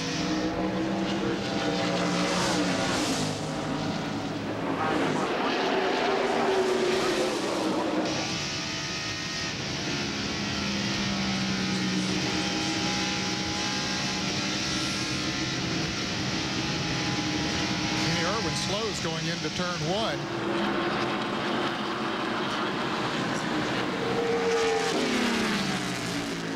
Meanwhile, Mark Martin and Johnny Benson running together 6th and 7th. And Benson taking a look to the inside. There is Irwin. Ned said he slowed down. Must have a flat, Bob. Yep. Dropped off the pace coming down the front stretch here, and now he's over in turn number 4, headed toward the pits. He was running in 14th position. And really was doing a great job today. This will be costly for him. Look at this. They've closed it up, and it's 1st, 2nd, and 3rd. Let's see who comes out with the lead as Rusty looks to the inside of Mayfield, and a little bumping there between Burton and Wallace, as it looks like both of them are going to go around Mayfield, who has the older tires. And look at Jeff Burton just down to the inside of Rusty Wallace and takes the lead. Wow, what a power move by Burton. Down to Jerry Punch. A flat right side tire. That's been the undoing of Kenny Irwin, the impressive rookie driver. Right side, now left side power going on. They were talking about needing a pry bar as he nearly stalls it. leaving the pits, finally gets it back in gear and pulls away, but that will cost him even more time under the green on the racetrack. Indeed, Irwin now down 2 laps as the battle on the racetrack continues, but now Burton begins to inch ahead of Rusty and Jeremy. Did Rusty lead that lap when he was making that pass? Yes, we have him leading 1 lap. That was his first time he'd led today, but he did get those 5 bonus points.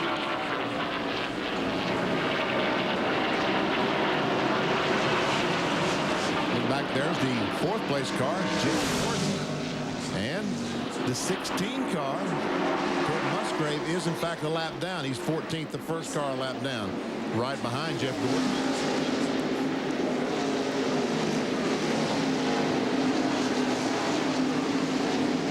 And Ned, he did not lead a lap. It was on my board here shown as a lap leader, but it has since been removed, so Rusty did not pick up those 5 points, and you're right. That's very, very important, isn't it? Yes, it is. And Kenny Irwin coming back down pit road.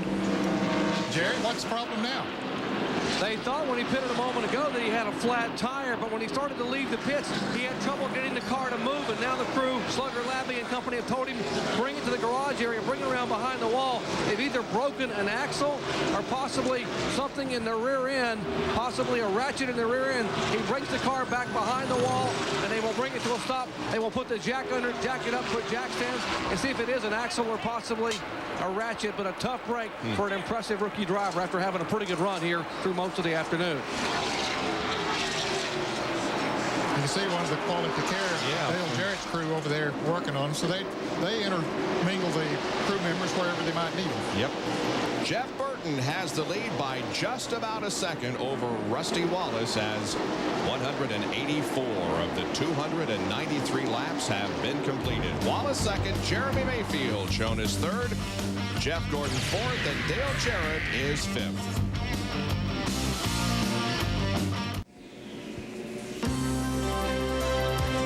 ESPN continues to salute NASCAR on its 50th anniversary. We present some special programming, one coming up at the conclusion of this race. Great NASCAR rivalries, featuring the 3 closest battles for the championship, plus some head-to-head battles between Petty and Pearson, Allison and Petty, Wallace and Earnhardt, and even Jarrett versus Junior Johnson. Join us today at 4:30 Eastern Time for Racing Rivalries. Well, the Chevy and Ford rivalry being battled out on the racetrack, and the rivalry between Gordon and Jarrett also being fought out there as Jarrett has gone to 4th place. Both of them got on the restart, got caught behind some lap traffic and really dropped far behind the leaders and are playing catch up now. Jarrett was about 3 seconds behind Gordon, but now has been able to run him down and pass him, but he's still about 6 seconds behind the leader. Jerry Punch has a report on the Kenny Irwin car. Well, they have diagnosed the problem, guys, and they're working feverishly to try to be able to get this thing out, but now they have the right rear axle out, and it has literally come apart. It is chewed off on the right side. Let me use the vice grips here and try to hold it together. I'll get it over to our camera here, Corky, so we can stay away from where they're working. That is the right rear axle. This is the outside part of the right rear axle. You see where it is sheared away there, and that was indeed the problem. They're going to replace the axle. That was the reason that Kenny Irwin thought he had a tire going down. He only had one wheel pulling coming through the corners. It will replace the right rear axle. That's what Ray Fox and the crew are doing right there at the right rear of the car, trying to get it back out. In fact, they already have the axle replaced. They are putting the brake hub assembly back in place and should have him, that Slugger Labby, the crew chief, under the car on his stomach, trying to make sure they're checking the rear end and make sure they get the axle seated well, and should be able to get him back out probably in the next 10 minutes or so. Hey, Doc, why are you holding that with the vice grips? Because it's hot, Bob. You can see the steam coming off of it. He's a doctor. He knows about that stuff. I picked one up, and that was one too many. Back on the racetrack, Jeff Burton continues to rack up the laps led, now up to 125. I'll tell you what, if we pan that camera back a little bit, you're going to see Jeremy Mayfield is not that far behind him. And he's out there with tires with about 5 or 6 more laps on than Jeff Burton. It looks like they have found the handle on that 12. Look at he's going up there. He's found that high group. When he saw Jeff Burton go by and saw that line he was running, he started running that line, and we can see just how much he's picked up. And same thing applied. Dale Jarrett had moved up there as well, and he caught Jeff Gordon. Gordon was running down low. Now Gordon has picked up that high line coming through there, and he's staying right with Jarrett. We see here Dale Earnhardt and Terry Labonte talking about rivalries. Here's one, and they're battling for the 11th position at the moment. And right there also is the 18 car of Bobby Labonte. 11th, 12th, and 13th. The last 3 cars on the lead lap. They're running about 15, almost 16 seconds behind the lead. Earnhardt has won 9 times at this facility. He has led no laps today. However, if he were able to pull off a win today and capture his 10th victory, he would tie David Pearson for most wins at Darlington. They're the last lap speeds up in the upper left box for you. You see Jeremy Mayfield almost, what is that, 3/4 mile per hour, half mile per hour faster than the leader, Jeff Burton.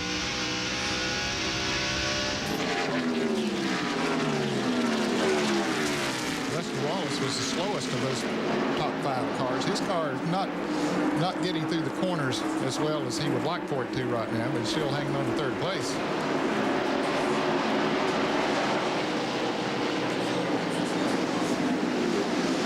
He'll have to make one more pit stop before this is over.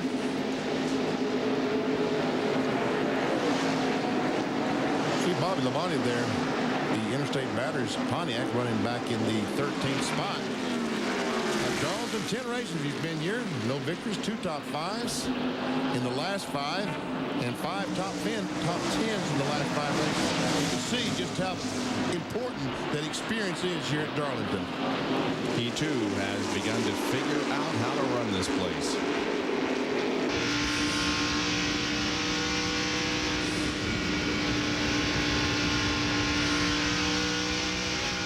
Traffic up ahead of him, and boy, he came off that corner high. There's Randy LaJoie being passed by. He spun and caused one of the caution periods earlier. Now Terry goes a little bit high. Bobby had a notion, but said no, now's not the time. Kenny Irwin has completed the work on his car. He's back in competition. He is 19 laps down in 39th spot. Just 2 cars out of the race, Greg Sachs and Rick Mast. Jeff Burton leads. His advantage is about 2 seconds over Jeremy Mayfield. They're the number 1 car. And you see he's 18 seconds in front of Bobby Labonte back in 13th spot, the last car, as I said, on the lead lap. See, Dale Jarrett has moved around the car number 2 of Rusty Wallace. And I mentioned a moment ago that Jeff Gordon was staying with Jarrett. He's dropping back. Mark Martin has passed him. And Rusty still struggling a little bit in the corners. Bill Weber has more on Rusty Wallace. You're right, Ned. He's definitely struggling. Before this race began, we talked about the experienced leadership that's helped Rusty in the first 4 races this year. Roger Penske is here on top of the press box, helping spot for Rusty. Both Penske and crew chief Robin Pemberton have told Rusty, race your line and the track, not necessarily the field. The problem with Rusty running his line right now, his car is very, very loose. That's not exactly how he put it, but this is a family show. In fact, the best Wallace on the racetrack right now is younger brother Kenny. He had a terrible qualifying run on Friday, and he blamed that on ESPN too, because he was sitting in his hauler watching the qualifying show. He saw the line Bobby Labonte ran and had a great lap. He said, I'm going to run that line. He tried and couldn't do it, almost hit the wall. Saturday, he came back in 2nd round, had a great lap. He not only was 2nd round fastest, he had the 2nd fastest time in the starting field today. Still, he had to start 26th. Their car's been great. They made an air pressure adjustment on the first stop. Newton Moore, his crew chief, says this is the best car they've ever had, ever, anywhere. They're just biding their time. Wow, and he's trying to get his 2nd top 10 finish. He finished 7th at Atlanta a couple of weeks ago. There is Jeff Gordon, and he slid all the way back to 6th. And check this out, Ernie Irvin, who's clearly had some troubles. Ernie Irvin must have stopped and got some tires. Clear. He must have stopped and got tired just to be able to drive by. Okay. Yep. Well, Ted Musgrave, who went a lap down not too long ago, passed Gordon and ran off left when Ted's a lap down. Bill, is there a problem with the 24? He's real loose, Bob. In fact, on this set of tires, they really haven't had a great run. When he first started out, he was loose anytime anybody got behind him, which you would expect. He was tight anytime he got behind somebody else. He was fine when he was running on his own. But right now, he's very, very loose. The Rainbow Warriors just began to scramble here along pit road. We could see Gordon forced to make a green flag stop. He also has not picked up 5 points for leading a lap. He's been as low as 30th and as high as 2nd. Right now, Jeff Gordon about 12 seconds behind the leader of the race in 6th place. The leader of the race is Jeff Burton. We'll be back with more live coverage in a moment from Darlington.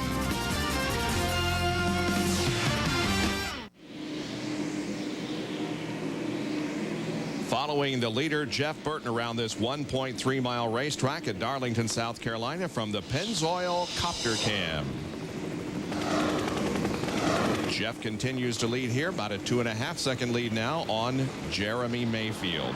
Tune in the Deuce today at 5 o'clock Eastern Time for the NHRA Pennzoil Nationals from Houston Raceway Park. The defending champions there, Joe Amato in Top Fuel, John Force in the Funny Cars, and Jim Yates in Pro Stock. And you'll see the Pro Stock trucks for the first time on the Deuce today at 5 o'clock, the National Hot Rod Association Pennzoil Nationals. Well, the story here today has basically been Jeff Burton and Dale Jarrett as far as leaders are concerned. The Bud race recap will show you that Burton has clinched the 5 bonus points for leading the most laps. We've had 11 changes of the lead, 4 cautions for 26 laps. Here are those who have led a lap, just 5 drivers, and the 5 drivers all drive Fords. Now, out of race, just 2 cars, Greg Sachs and Rick Mast, both because of, or whether Greg Sachs because of a crash. We have had about 3 crashes today, but nothing of any consequence. One of the top 10 cars is on pit road. They were John Andretti in the Richard Petty STP Pontiac, making what might be his last pit stop. Although he's got, what, about 80 laps to go? No, I don't think he can go that far. He'll have to make another pit stop. Mark Martin is closing in on Rusty Wallace for 4th. Yes, he is. He's now only about a quarter of a second behind Rusty Wallace and has been gaining each and every lap. So Rusty is struggling. We saw him up there not too far back. Now he's almost 9 seconds behind the leader, Jeff Burton. Mark Martin won, of course, in Las Vegas earlier this year. Recorded a victory here at Darlington of the Southern 500 in 1993. Here's the Hot Zone Tabasco telemetry. See, 170 mile per hour as Ernie over those fresh tires goes by him. He slows down to 124 mile per hour. Now they accelerate as the speed and RPM gains. Battle for position. Bobby Labonte goes by Earnhardt and moves him into 11th spot. Earnhardt had a notion to try to go back by, but just look. Then we used to watch those Busch races here, and Earnhardt always did that, it seemed like. There's a big triple going by Earnhardt as well. Trickle back in 21st spot, 2 laps down to the leader. Junie Donlavy's not here today. He's home recuperating. Junie, hope you're feeling fine. Check out the AutoZone on-track interval here. Looks like Rusty's going the wrong direction. Boy, he sure is. All the speeds on Rusty Wallace over 32 seconds. Every one of them over 32 seconds. And Jeff Burton, 35, 31.5, 31.6, just 1 lap over the 32-second range. And Mark Martin about to take the 4th position away. Martin goes to 4th, and Rusty drops back to 5th spot. While we're saying hello and get well, we wish them happy birthdays. Your mom's having a birthday today? My mom's birthday. Whoa. Happy birthday, Mom. Yeah, David Blaney is the father of our TD. Dennis is having a 70th birthday today, and Jimmy Makar will be 42 this coming Wednesday. We showed you the on-track AutoZone interval report. Rusty was slipping away, but Mayfield is catching Burton. But the last lap, Mayfield was a little bit faster, but you see down on the graphic down there, he is definitely catching him. By about a half second, he closed the interval from laps 212 to 216, and he's doing this on tires that, as we have documented, are about 7 laps older, John Kernan. And Bob, even with those tires that have been out there to wear for 7 green flag laps, the last time they dropped the green flag, at the start of this run, Mayfield was up front. His car was tight. Finally, after running about 15 to 20 laps, and he moved up a groove, the car loosened up, it's a lot freer, and it's perfect right now. What this team is hoping for, because it's pitting on the backstretch, is for the race to go the rest of the way without a caution. They will pit probably in 6 to 11 laps to take 4 tires for what will be their final pit stop if it stays green. They're confident down here they can have another good pit stop. They think that they can get this young driver his first Winston Cup victory, and man, wouldn't that be something to come here at Darlington? It sure would. Jeremy started in 37th position, pits on the backstretch, but still has had a magnificent run here this afternoon. Second place right now, about 2 1/3 seconds behind the leader, Jeff Burton. So we will be standing by for those pit stops when they occur. We'll take another break right now and be back live in a moment to Darlington.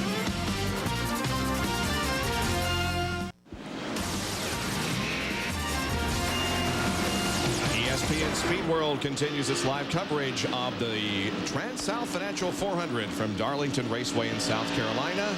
Jeff Burton, the leader. Fire up your laptops. Now you can really drive on the information superhighway at www.nascar.com with all the information regarding news and injury updates and the latest statistics on all the NASCAR divisions at www.nascar.com.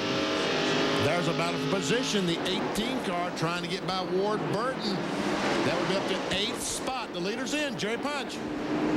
And they wanted to be able to stay out about 4 or 5 more laps, but Jeff Burton had been complaining for the last 15 laps that he had something in the car that felt funny. He said, I think I've got a tire problem. I don't think we can risk it. They decided to call him in 5 laps early. This, however, will be their final pit stop on lap 227. 66 laps to go to the finish at lap 293. They peel off the windshield film. They will change right side and left side tires. They have made an air pressure adjustment in the right rear to fine-tune the car. And this crew wants to make sure to take a very, very close look at the tires that come off to see if they can determine what the problem is. He is down and away. Mayfield is in front of John Kernan. Jeremy running in second place. They want to have a quick stop. No adjustments. However, I did see one of the tiremen making some air pressure adjustments. No chassis adjustments. There go the lug nuts on. They are tight. And Jeremy is down and away at a great pit stop. But let's see where Burton is out on the racetrack to see if Jeremy can beat him out there and take over the lead. Bobby Labonte is in for a stop. The crew completing the work. He's out in 17.8 seconds. A good pit stop. Jerry. Left side tires for Dale Jarrett. They made a major adjustment on the track bar on the left side. He is down and away. Mark Martin also in further up pit road. They have changed right and left side tires on our pole center of Valvoline Ford. These all are final pit stops unless we have a caution. Final pit stop for the day. Let's check in on the Rusty Wallace pit. 45 miles an hour down pit road. Final time for Rusty Wallace. If we stay green, like everybody else, we'll get 4 sticker Goodyear tires and fuel. They tear away the windshield screen, so Rusty has a good view of these final laps. They've taken 1 pound of air out of each of the right rear tires. Fuel going in, the jack underneath the left side, it goes up. The left side tires are off. Now they'll tighten the lug nuts. They've had good stops all day. Rusty is on his way in 18.7 seconds. Johnny Benson also rolling out of the pit, so as some cars on the backstretch. Ward Burton now getting the service completed, and he begins to roll away. There's Michael Waltrip pulling out of the pits. All this on the 229th lap of the race. Ward Burton rolling back into competition. And Jeremy Mayfield did. His brother is the leader, Jeff Burton, but he's got company right on his bumper. The car number 12 did pick up some time on Jeremy Mayfield, so they were running right together on the racetrack. And Jeremy Mayfield got a tough break as Ward Burns coming back on the racetrack. He dove under the 4-car Bobby Hamilton to put him a lap down, and the 22 car was there. He had to back off the gasoline. Now he has his momentum going, trying his best to catch Jeff Burton. He was right on his bumper right after they came out of the pits, but you don't take much. Maybe you get behind the car, just like you can lose a second. Real easy. So Jeremy Mayfield now begins to close in on the leader of the race, Jeff Burton, who has, for the most part, dominated this afternoon. And the final few laps of this race may be set up as a great battle. More live coverage of the TranSouth Financial 400 in just a moment from Darlington, South Carolina.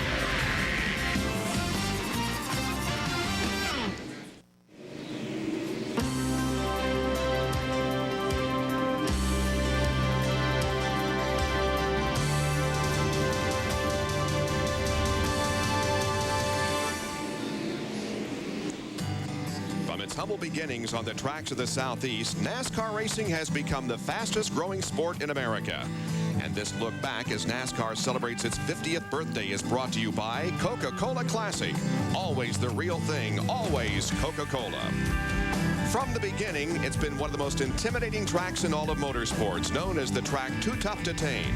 It's infamous for taking its toll on drivers and equipment. For their efforts, competitors are rewarded with the Darlington Stripe. But this grand old track has also been the place for many of racing's milestones. The track itself made history when it was built back in 1949. It was over 1 mile in length, giving NASCAR its first super speedway. Drivers first competed here in 1950. Some 75 cars lined up for the green. The great Fireball Roberts won the first convertible race held here in 1957. And it was here in the 1963 Southern 500 that Fireball claimed what was to be his final victory. A king was crowned at Darlington when the torch was passed from father to son in '67. Richard Petty notched his 55th victory, eclipsing the mark set by his father. 10 years later, it was time for a new generation of racers. Darrell Waltrip got his first ever win on a super speedway at Darlington. In 1985, Awesome Bill from Dawsonville, Bill Elliott won the Winston Million in the Southern 500. And just last year, Jeff Gordon became the second driver to capture the Winston Million and the latest in a long line to add his name to the record books at Darlington. And we'll continue with our programming surrounding NASCAR's 50th anniversary right after the conclusion of our race at 4:30. NASCAR Racing Rivalry, some of the best battles for the championship and head-to-head competition. And speaking of head-to-head competition, looks like Jeff Burton and Jeremy Mayfield have a pretty good thing going here. Mayfield has caught him. Remember a little bit ago, he's a little over a second behind, but he is right there with him now. And I would guess that Jeremy Mayfield, Paul Andrews, everyone connected to that team is right now just praying, please, no more caution flags. Because right now they've got about almost a 6-second lead on Dale Jarrett. And the last time, Jeremy Mayfield's car seemed to run better on the worn tires than did Burton's car. Jeremy Mayfield has never won a NASCAR Winston Cup race. He has never finished second. His best result was in the Daytona 500 and in Atlanta. He finished third earlier this year. Look at him now. He dives under Burton. This is for the lead, coming off 4. They have him here. Nope, drops in behind Jeff. So Burton hangs on to the lead, but Mayfield is giving him a heck of a battle. Jerry? Well, he told you Jeff Burton had complained of something funny on the car before that last pit stop. They were concerned about right rear tire wear. We've seen no significant wear all day long, but this tire here is the right rear that came off of the 99 car. That shiny area right there, that is where the cords were beginning to show. This tire was on the car for 61 laps. To make it all the way to the checkered flag, they will have to run these tires 66 laps. That's probably why Jeff Burton right now may be cooling it a little bit, not wanting to wear out that right rear tire. Wow. All right. Well, they go to the inside of Michael Waltrip, and his hopes of finishing up front have gone away. He's now 2 laps down in 15th position, however. Ricky Rudd watches as the battle for the lead. They've got Andretti in front. Here comes Jeremy. He may have him. Mayfield indeed will lead the lap. How about that? It's the second time this afternoon that Jeremy has led. Third time, I beg your pardon. Third time he has led, and the total number of laps led, 18. And the other time that he led, he didn't make a pit stop, and everybody else did. He inherited the lead. This time, he just went up there and drove into the lead. Yes, he did. John Andretti goes a lap down in the 11th spot. Now just 10 cars on the lead lap. Jerry Punch showed us the tires on that 99 car. John, what about the 12 car? How did they look? Will they last at the end of the race? Hey, Benny, no problem. Still plenty of tread left on all 4 tires that Jeremy Mayfield had. In fact, I talked to Paul Andrews. I asked him, you know, are you going to be able to go the rest of the way on these tires without slipping and sliding? Too bad it did. He smiled. He said, no problem. In fact, their car just seems after the initial drop-off, it just stays fairly consistent. Instead of a continuing drop-off, after the initial drop-off, the car just runs the same lap time. So they have hit it on the setup. And you guys said earlier, they got their fingers crossed. They do not want to see a caution. They want this race to end under green. Let's go to Bill Weber. Jeremy's teammate, Rusty Wallace, right front tire off the Miller Ford. You can see the inside is worn away. Rusty had told his crew it was very, very loose. That was done in 65 laps. Rusty thinks he's going to be able to go the distance without any problems on the current set of tires because it's handling very, very well. We'll see. He's in 7th place. We'll watch his hands to see. We can tell how well the car is handling. You know, the drivers are complaining about loose in and pushing coming off. That's exactly what it looked like watching Rusty Wallace's hands. It looks like going in the corner. He turns, and then he goes back to the right just a little bit to catch it back in. Now as he starts off the corner on the throttle, he's got to keep turning that wheel to the left, keep snugging that wheel to the left because the car is just tight off the corner. The 10th place car of Bobby Labonte just got lapped. 9 cars now on the lead lap, and in 9th position is Kenny Wallace. That's 1st and 2nd, right ahead of Bobby Labonte, with whom we are riding. There they are on the track, separated by less than a second. Jeremy Mayfield's 1998 season. Very, very impressive. Only one time. Oh, we have a crash, and we do have a caution. That's not what Mayfield wanted. Randy LaJoie spins off 4. Is there a caution? A rough lap up, though. Oh, man. Don't you know those guys are just throwing things? No, they did not want to see. Okay, we'll come in. We'll put us on 4 more tires.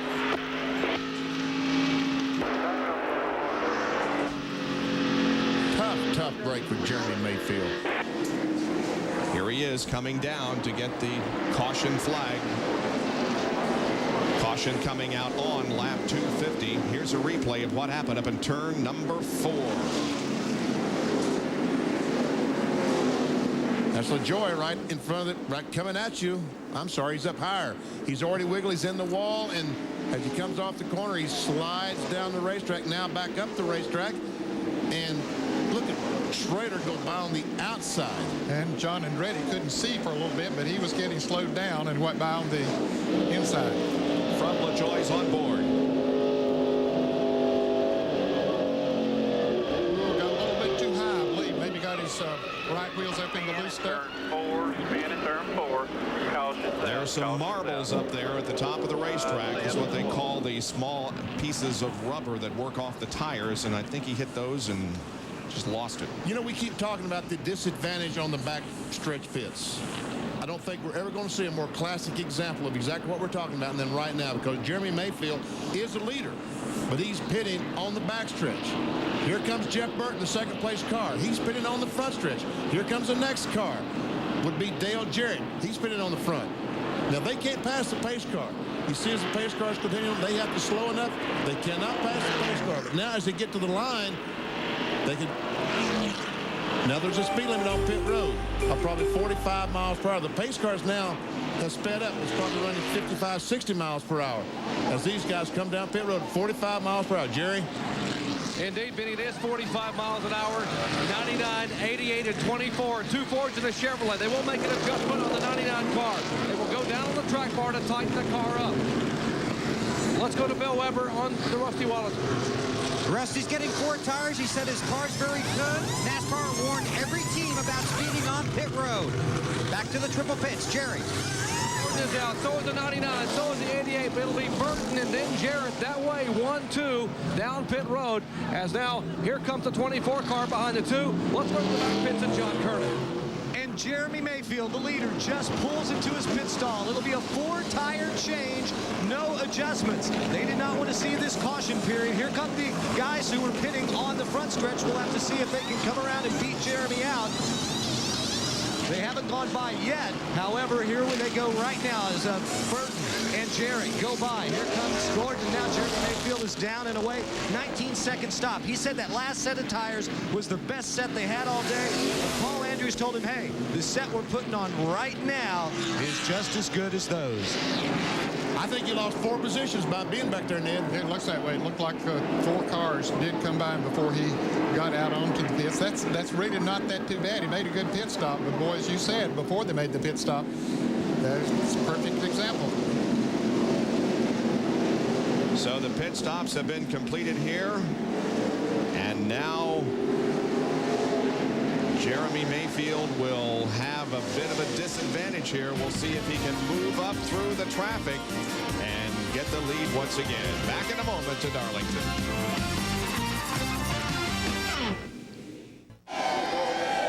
What a beautiful spring day has brought out a lot of race fans to Darlington Raceway to watch the TranSouth Financial 400. We're just about to go back to green here.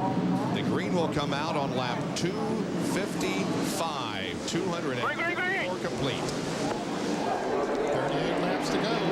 Jeff Burton takes him down into turn 1. And I thought that the 12 car of Jeremy Mayfield lost 4 spots. He, in fact, lost 5 because Mark Martin also beat him out of the pits. So came out 6th, and, boy, that's a lot of track position to give up. He was leading the race. Let's check out the pit stop. Jeremy went from 1st to 6th position. Burton, Jeff moved up 1. Jarrett moved up 1. Gordon up 1. And Rusty Wallace up 3. Rusty's had some great pit stops today. Jeff Gordon. The 18 car there in the middle of this pack is Bobby Labonte, and he is a lap down in 10th position. There we look back on Jeff Gordon, who's running 3rd.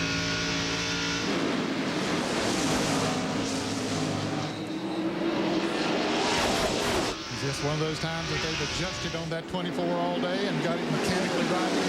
Got that balance right? Just like Benny said that they had to do.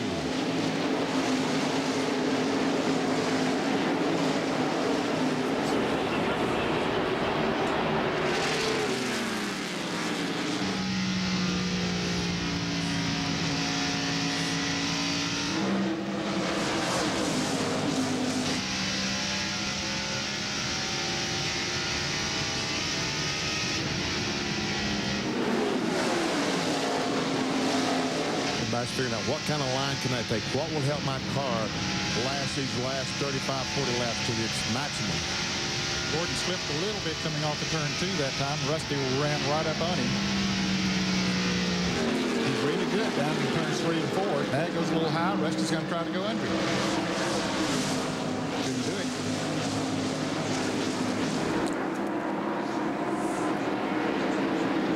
That last lap about 162.4 miles an hour for the leader, Jeff Burton. Here comes a Napa field summary. Here are the points as of right now. Earnhardt, Gordon, and Elliott, 3rd, 4th, and 5th in the point standings. That's a point summary, not a field summary, rather a point summary, yes. Where the points are right at the moment, where they're running.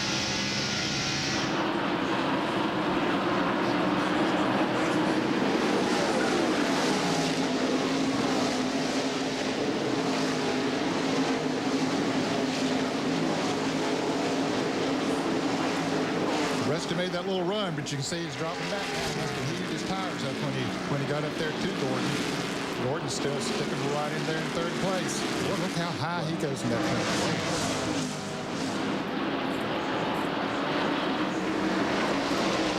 Seems to be working for him. There are your front 4 cars. Burton, Jarrett, Gordon, and Rusty Wallace. Jarrett just ahead of Jeff is the guy who ruined Jeff's perfect string here. He has won the last 5 races with the exception of this race last year that Dale Jarrett won. You wonder about Jared Mayfield. He's still in 6th place where he came out of the pits. Mark Martin is 5th. Jeremy is going to be 3.47 seconds behind the leader. See, Rusty Wallace running that very, very low line. As a matter of fact, cuts right across the apron coming off that corner. You wonder if that...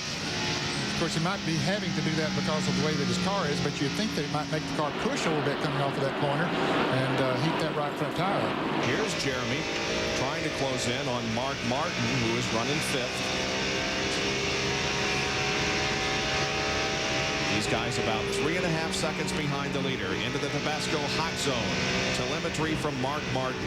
And we can see down in turns 1 and 2, the car only goes down to about 145 miles per hour. And down in 1 and 2, we'll see that it slows down probably 10, 15 miles per hour, more than that. 180 miles per hour down in turn 3. And he slows 130, 129 miles per hour. Jeremy, that high line, gets a great run off the corner. Here he goes. Boy, he diamond off the corner, went high, dived down low, and he takes the spot from Mark Martin. And Mark knew it and just didn't fight him, didn't have any choice but just to let it go right off. Last lap by Jeremy Mayfield, over 4 seconds behind the leader.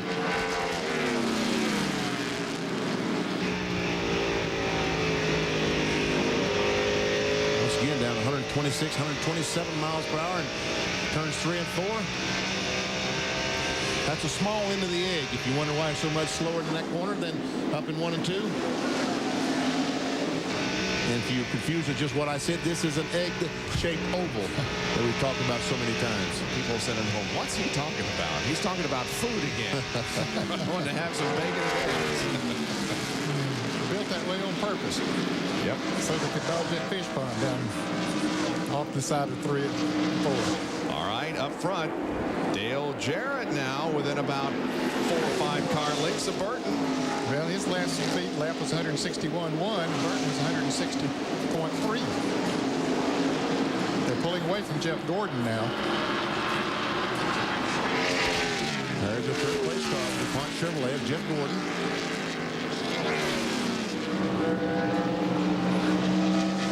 A little bit more on turn 4 than the 99 car.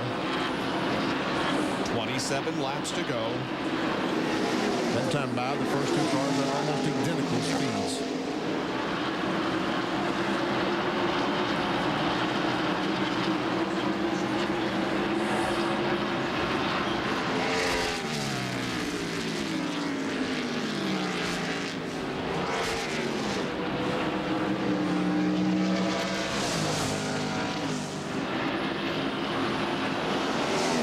Take a look now at the Fords. They're running 1st, 2nd, 4th, 5th, and 6th. How are the Chevys doing in comparison? And Jeff Gordon has 3rd. Terry Labonte is 8th. Earnhardt 12th. Marlin 16th. And Schrader 18th. Jeff, Dale Jarrett is there. Here he comes on the bottom. Can't get traction, no. Just couldn't quite get the traction he needed coming off the turn.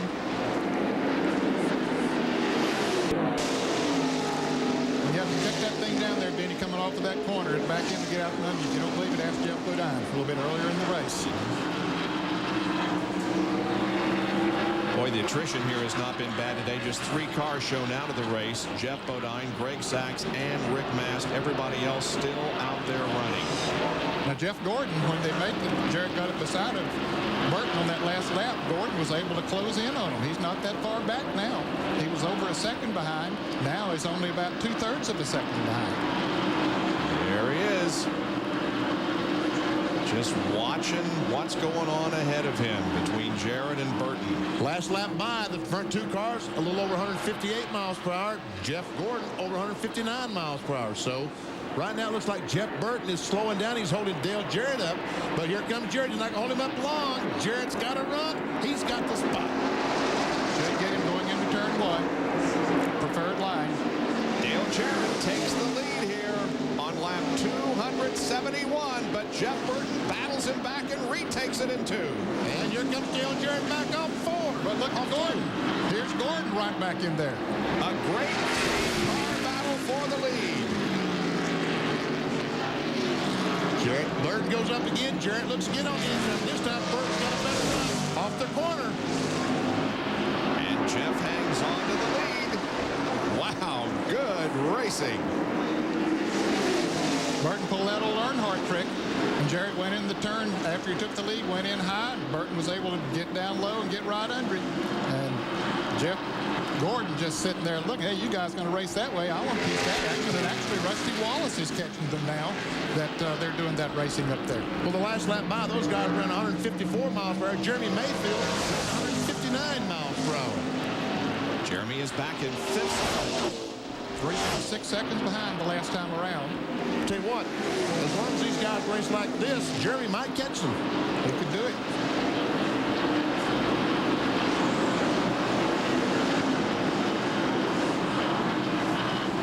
Jeff Burton races here at Darlington. 2 top 5s, 4 top 10s. Best Darlington finished second in the 97 Southern 500. Jarrett again has a run. Looks to the inside. Nope, not this time. As Ned said, you just can't come off that corner, turn under another car, and do it full throttle. You have to play with that throttle a little bit. And while he's playing with it, Jeff Burton is in the gas, but here comes Jarrett. No! Started to stick that nose in there. I said, better not do that.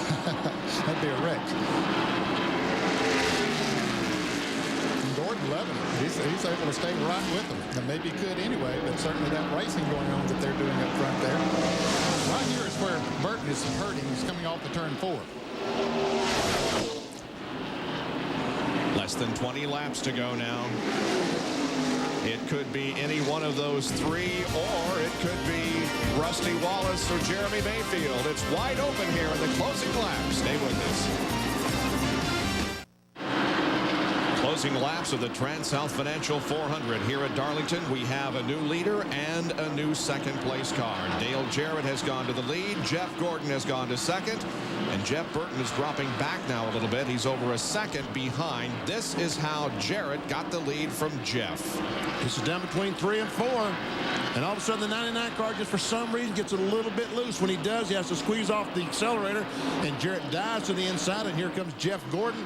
And both those guys were able to get by. And they pulled away. Burton has dropped back 1 7/10 seconds behind Jarrett. Here's the Pennzoil copter cam shot. You can see Burton loose and giving up the lead to Dale Jarrett. And second place to Jeff Gordon. We got 12 laps to go. You'll see the 18 car down on the bottom of the racetrack. Jerry Punch during the break told us that the engine is going sour on that car, and they're trying desperately to finish. Here's Rusty Wallace, who's running 4th. About 3 seconds behind Dale Jarrett. And there is Jeremy Mayfield, who is 5th. Almost 5 seconds behind. For a little bit, he closed it down to a little over 3 seconds behind Bob. It must have gotten some traffic and has dropped back to a little over 5 seconds now. In any case, a great run for Jeremy Mayfield today, who has led 25 laps. Mark Martin is the driver who is running in 6th position at the moment, about 9.5 seconds behind. And his teammate, Johnny Benson, is running 7th. A good run for Johnny. Mark has been among the 6 leaders today. And there's Terry Labonte right behind Benson. He's the 8th place car. So that is 7th and 8th.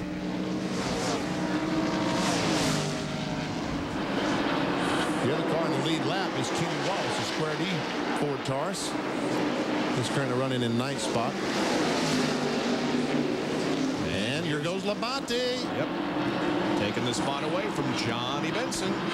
So put him in the 7th spot. And here is the last car on the lead lap. And boy, salute to Kenny Wallace, who's given her a great run today. Spent 14 seconds behind, but he has stayed in the lead lap and just had a good run. Through to his second straight top 10 finish. Dale Earnhardt running in 11th spot. Behind Kenny Wallace, he's a lap down. Now back up to the leaders. There is Jarrett.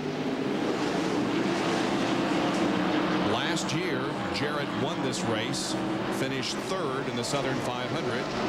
Jeff Burton finished fourth in this race last year and second in the Southern 500, which of course was won by Jeff Gordon. Jarrett has started putting a little distance on Jeff Gordon. Except the last lap, Benny, Gordon picked up about a tenth of a second on him. Jarrett was 9300s. This time he was 8300s. Now they're coming in on some traffic. See how that plays into it. Red Boat Eye, Jarrett goes high, but he caught him in the corner. That's here at Darlington. That's just a tough place to catch him. Yeah, but Gordon's going to catch him in this next corner, which is a long corner. Check the speeds at the line. Gordon fastest so far. Mayfield third quick. But the 11 car got out of the way. No problem for Jeff Gordon. The 4 car gets out of the way to go into the corner. No problem there either. They got some other cars that they're going to catch before this race is over. About 4 other cars up there in front of them. Gordon, I believe, has picked up a little bit more. Yeah, he's down to 5100ths of a second now. He's picked up 3 tenths in the last couple of laps. And we have less than 6 laps to go. Mayfield was the fastest that lap, with Labonte second and Rusty Wallace third. A couple cars running side by side in front of Jarrett now as they come off of turn 4. Boy, Jeff Gordon goes high down in 3 and 4, right up against that wall. But it's working for him. He gets a good run off of that corner. Now let's see how this traffic plays out. Jimmy Spencer gets out of the way. No problem for either of the leaders. Spencer now 3 laps down in 22nd. Now the next car they'll catch will be Darrell Waltrip.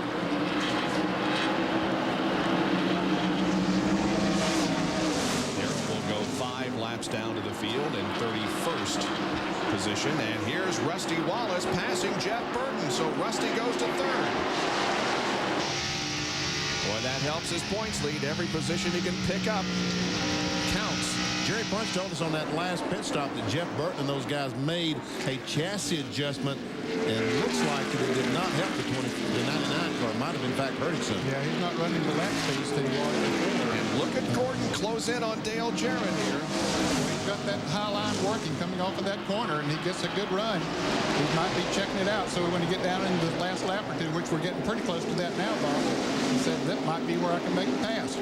You see the average speed of the race, a little over 127.5 miles an hour.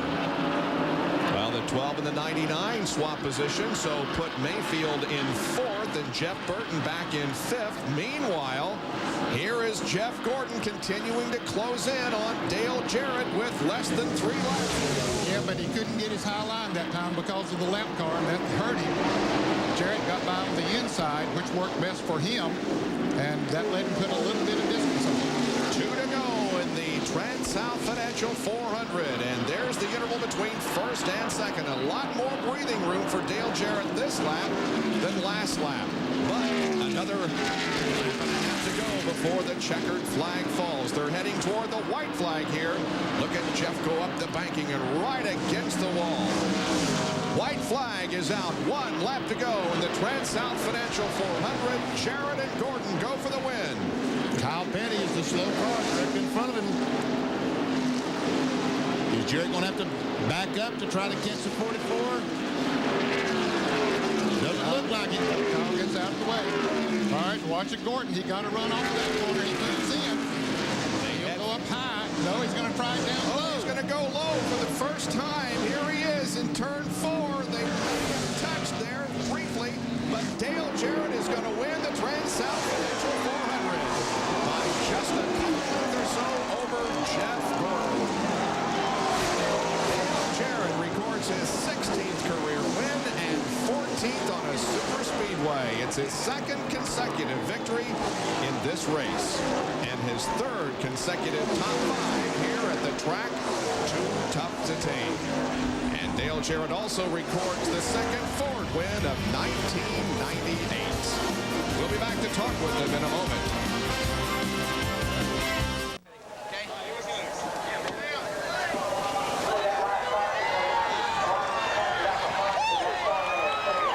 The winner of the TranSouth Financial 400 for 1998 is Dale Jarrett. Here's our McDonald's Winner Circle interview, Dr. Jerry Punch. And DJ here with the family, Natalie, Carson, that's Zachary, his son, and Kelly's already come in and give him a big kiss. DJ, as you give the family a big hug, your congratulations on a great effort. Oh, thanks, Jerry. Crew did a terrific job. I got to thank the sponsors, Ford Quality Care, Ford Credit, Coca-Cola, Fleetwood RVs, everybody that's put all of this together. We certainly appreciate their help and their efforts. I want to thank God for a safe race and for the abilities he gives this race team. Last few laps, DJ, the 24 car kept getting closer and closer and closer. Yeah, I wore my tires pretty good trying to get by Jeff Burton, and I thought if I could distance myself with Jeff in between Jeff Gordon and I'd be okay, but Gordon got by, and I used up a lot of car trying to get by the 99, and it was good fun racing, but you know, Gordon got under me coming out of 4 here, and we got together a little bit. I pretty much ran him out of racing room or out of racetrack, and you know, he just raced hard, and congratulate those guys for a good run too. You won the halfway money, and I heard you and Robert Yates talking about you're going to make a donation. Yeah, we sure are.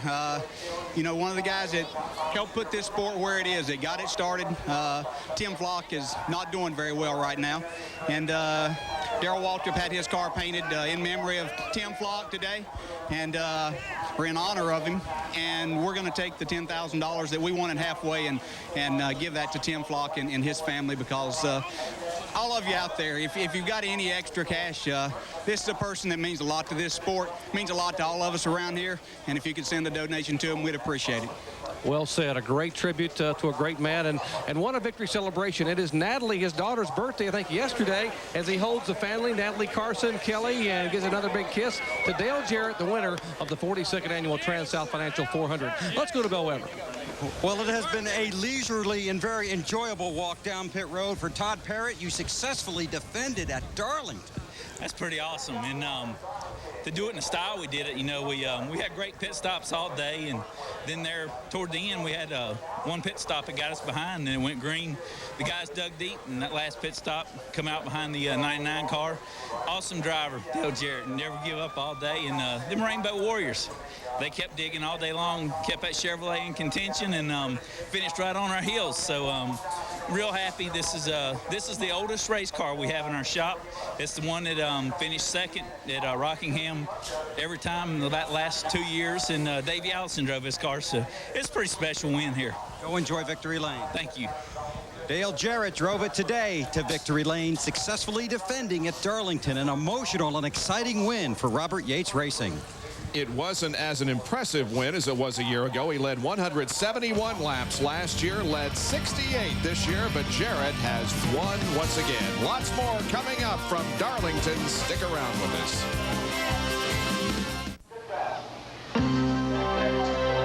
ESPN joins with NASCAR in celebrating in 1998 NASCAR's 50th anniversary. Special programming coming up at 4:30 Eastern Time at about 26 minutes from right now. NASCAR racing rivalries. Some of the best battles for the championship and head-to-head battles, such as between Petty and Pearson, Petty and Allison, Wallace and Earnhardt, and also Jarrett and Johnson and Junior Johnson and Curtis Turner. It's a great show at 4:30 Eastern Time. We saw a great battle here today in the closing laps between Jarrett and Gordon. This is coming off turn 4 for the checkered flag. Almost in contact there, not quite, but Jeff Gordon will settle in second spot. He's with John Kernan. Jeff, tell me about the last few laps trying to battle DJ to get the win here. That was what you call desperate. You know, it was just great to be racing up towards the front again for a win, and all the guys on this DuPont Automotive Finishes Chevrolet today did an awesome job in the pits, and we made a major adjustment in that last caution that brought the car back to life. I'd gotten real loose, and you know, I didn't think I even had a prayer to get up there and race with DJ, but looked like some lap traffic helped a little bit. and some lap traffic didn't help, but then all of a sudden I got a good run going into the last turn, into turn 3, and I hoped he'd slide up, and he did, and I just gunned it and tried to get underneath him, but then I stayed in the gas, we would have both wrecked, so I chose wisely. I think Dale will say I chose wisely to get out of it. Yeah, I think so too. It's better to finish second than not finish at all. Jeff Gordon with a second place finish to DJ. Let's go to Bill Weber. With the Winston Cup points leader, Rusty Wallace, 5 top 5s for you in a great run today. Yeah, thank you very much. Without a great crew, I couldn't do it. And a bunch of fans pulling for us. It's been really good. The motors have been excellent. The car's been handling great. Pit stops have been good. And all we got to do is go home and just work on everything a little bit and try to make it a little better, and we can get it up on top. I told him 5 top 5s in a row now. Now it's time to win something. So I'm looking forward to Bristol next week. And Darlington hasn't been one of your best tracks, but you truly cleared another hurdle here today. Well, Darlington, the first race has always been real good for me, and in the second race it's been good. But the second race I've crashed and blowed up and a bunch of good bad things. I mean, to go in the record book. But I like Darlington. I tell you, I chased it all day long, though. I had good tires, different type of tires. I moved air pressure this way, air pressure that way. Had the car doing all kind of things, but at the end, it really paid off good. And to finish third feels good. To see Jeremy finish fourth feels great. And he's right there everywhere I go. So looks like we're going to have to be a shootout right to the end between him and I. 5 top 5s for Rusty Wallace. He's the leading winner this decade at Bristol, and that is the next hurdle. Next Sunday afternoon. Here are the top 10 in points now. The top 3 stayed the same. Jeff Gordon gained 3 positions. Elliott lost 1. Labonte lost 1. Mark Martin gained 1. Jeff Burton gained 3 positions in the point standings. Bobby Labonte down 3. And Jarrett climbed 5 points in the top of these point standings right now and is 10th as we head to Bristol next Sunday. Back in just a moment. The Victory Lane celebration continues here at Darlington. Dale Jarrett is your winner. Here are the unofficial results. The yellow arrows indicate the drivers who led at least 1 lap. Jeff Burton with the double yellow arrows. That indicates that he led the most laps here this afternoon. He led 195 of the 293. There's 16 through 30. Darrell Waltrip finishing in 30th position. Only 4 cars out of the race. That sets a record for the least number of DNFs. The previous record was 9 in 1997. Here's Jerry. Well, Jeff Burton, we saw this act yesterday. You dominate the afternoon in the Busch race, and suddenly with 20 laps to go, someone slips by you and takes the win. I mean, 2 days in a row it's happened to you. Well, it really has. Was disappointed yesterday, but way more disappointed today. As bad as the car went, you know, that's what's so disappointing. We were a little bit loose on the run before, and so we made an adjustment to the track bar, and then on that run we got real loose. It's difficult when you're running well to make huge changes. You know, we pretty much dominated the race, and the car did everything we wanted it to do, and then so we made some little changes, kept making it better all day, and then it just at the end it just got real loose real quick. So took us out of contention to win. Got to look at the bright side. My XI guys did a great job and gave me a great race car. And they had better pit stops today. Didn't have perfect pit stops, but they had way better pit stops. I'm proud of them because they're doing a great job. We keep doing that, we'll win our races. You pushed the tires on a limit. We showed you had pretty good tire wear all day except for that next to last stop. You had a little bit of you said you felt something funny in the car. The tire right rear looked a little bit funny when it came off. Well, you know, I think the harder you run, the more you abuse the tire. And again, we were a little bit looser the next to last run. If you're loose, it works on the right rear. If you're tight, it works on the right front. We were better when we were tight. Even when I complained about being too tight, that's when we were our best. So we just got way too loose there at the end. But again, with the top 5 finish, we wanted to win. We want to win Darlington as bad as anywhere.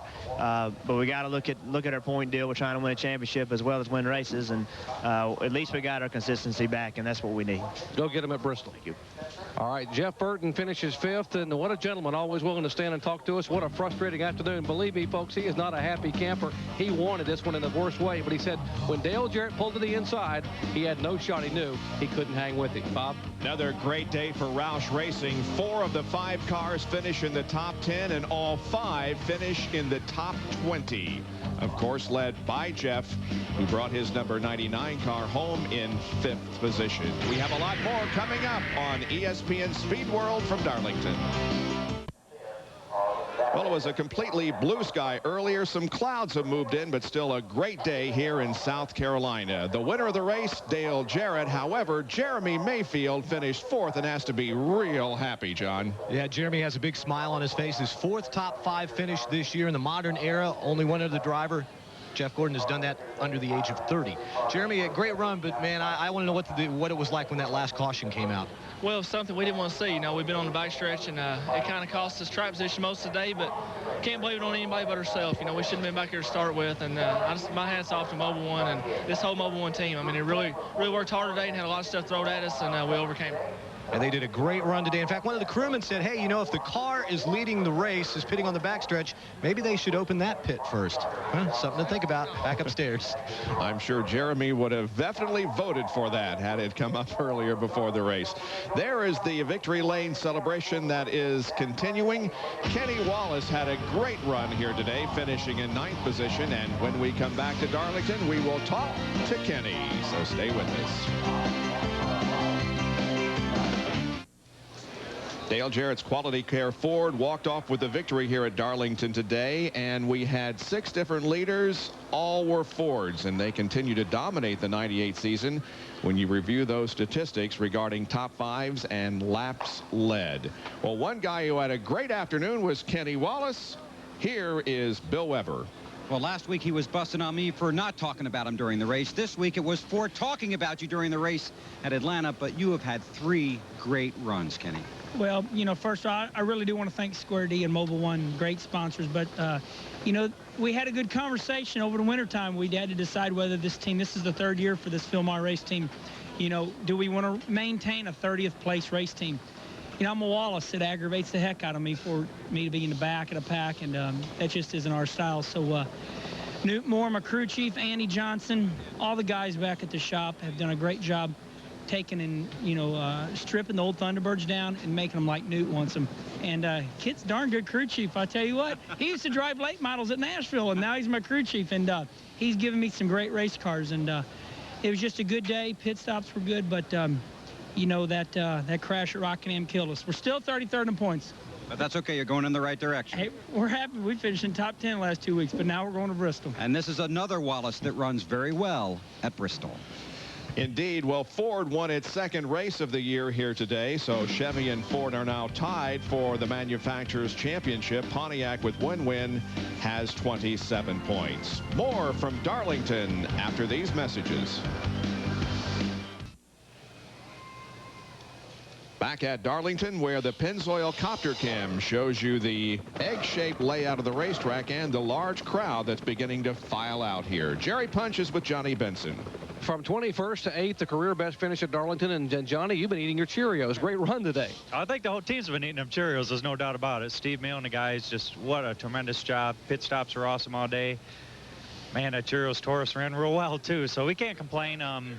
You know, we fought a little bit of tight and loose all day, but I tell you what, these guys have really done a tremendous job. 3rd consecutive top 10 finish in a row for Johnny Benson. This team, Steve Mill, the team manager, said this guy right here is going to win a race sometime probably in the next month. You can bank on it. Johnny Benson finishes 8th today, 4th, 9th, and 8th. Last 3 outings for this car. Bob? Yes, indeed, but the celebration continues over in Victory Lane as the photographers continue to snap their shots of the winner, Dale Jarrett.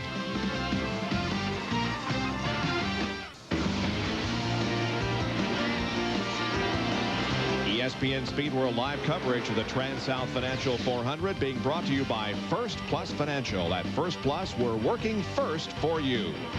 By Quality Care Service at your Ford and Lincoln Mercury dealers. And by Quaker State Motor Oil. For what you drive and the way you drive it, the choice is clear. Ted Musgrave finished in 10th position here today. Here's John Kernan. Well, Ted, last year, almost we thought you were going to win your first race right here in this race. Finished 2nd, now top 10. How was your day overall?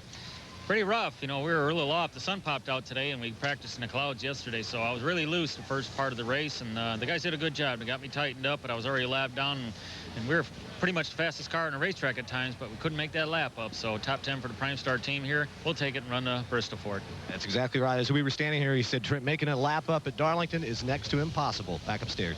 Everybody looking forward to going to Bristol, as we are, next Sunday afternoon. Today was a great race. We saw some great competition on the racetrack. And NASCAR racing rivalries down through the years will be coming up next here on ESPN. But when we come back, we will wrap things up here from South Carolina.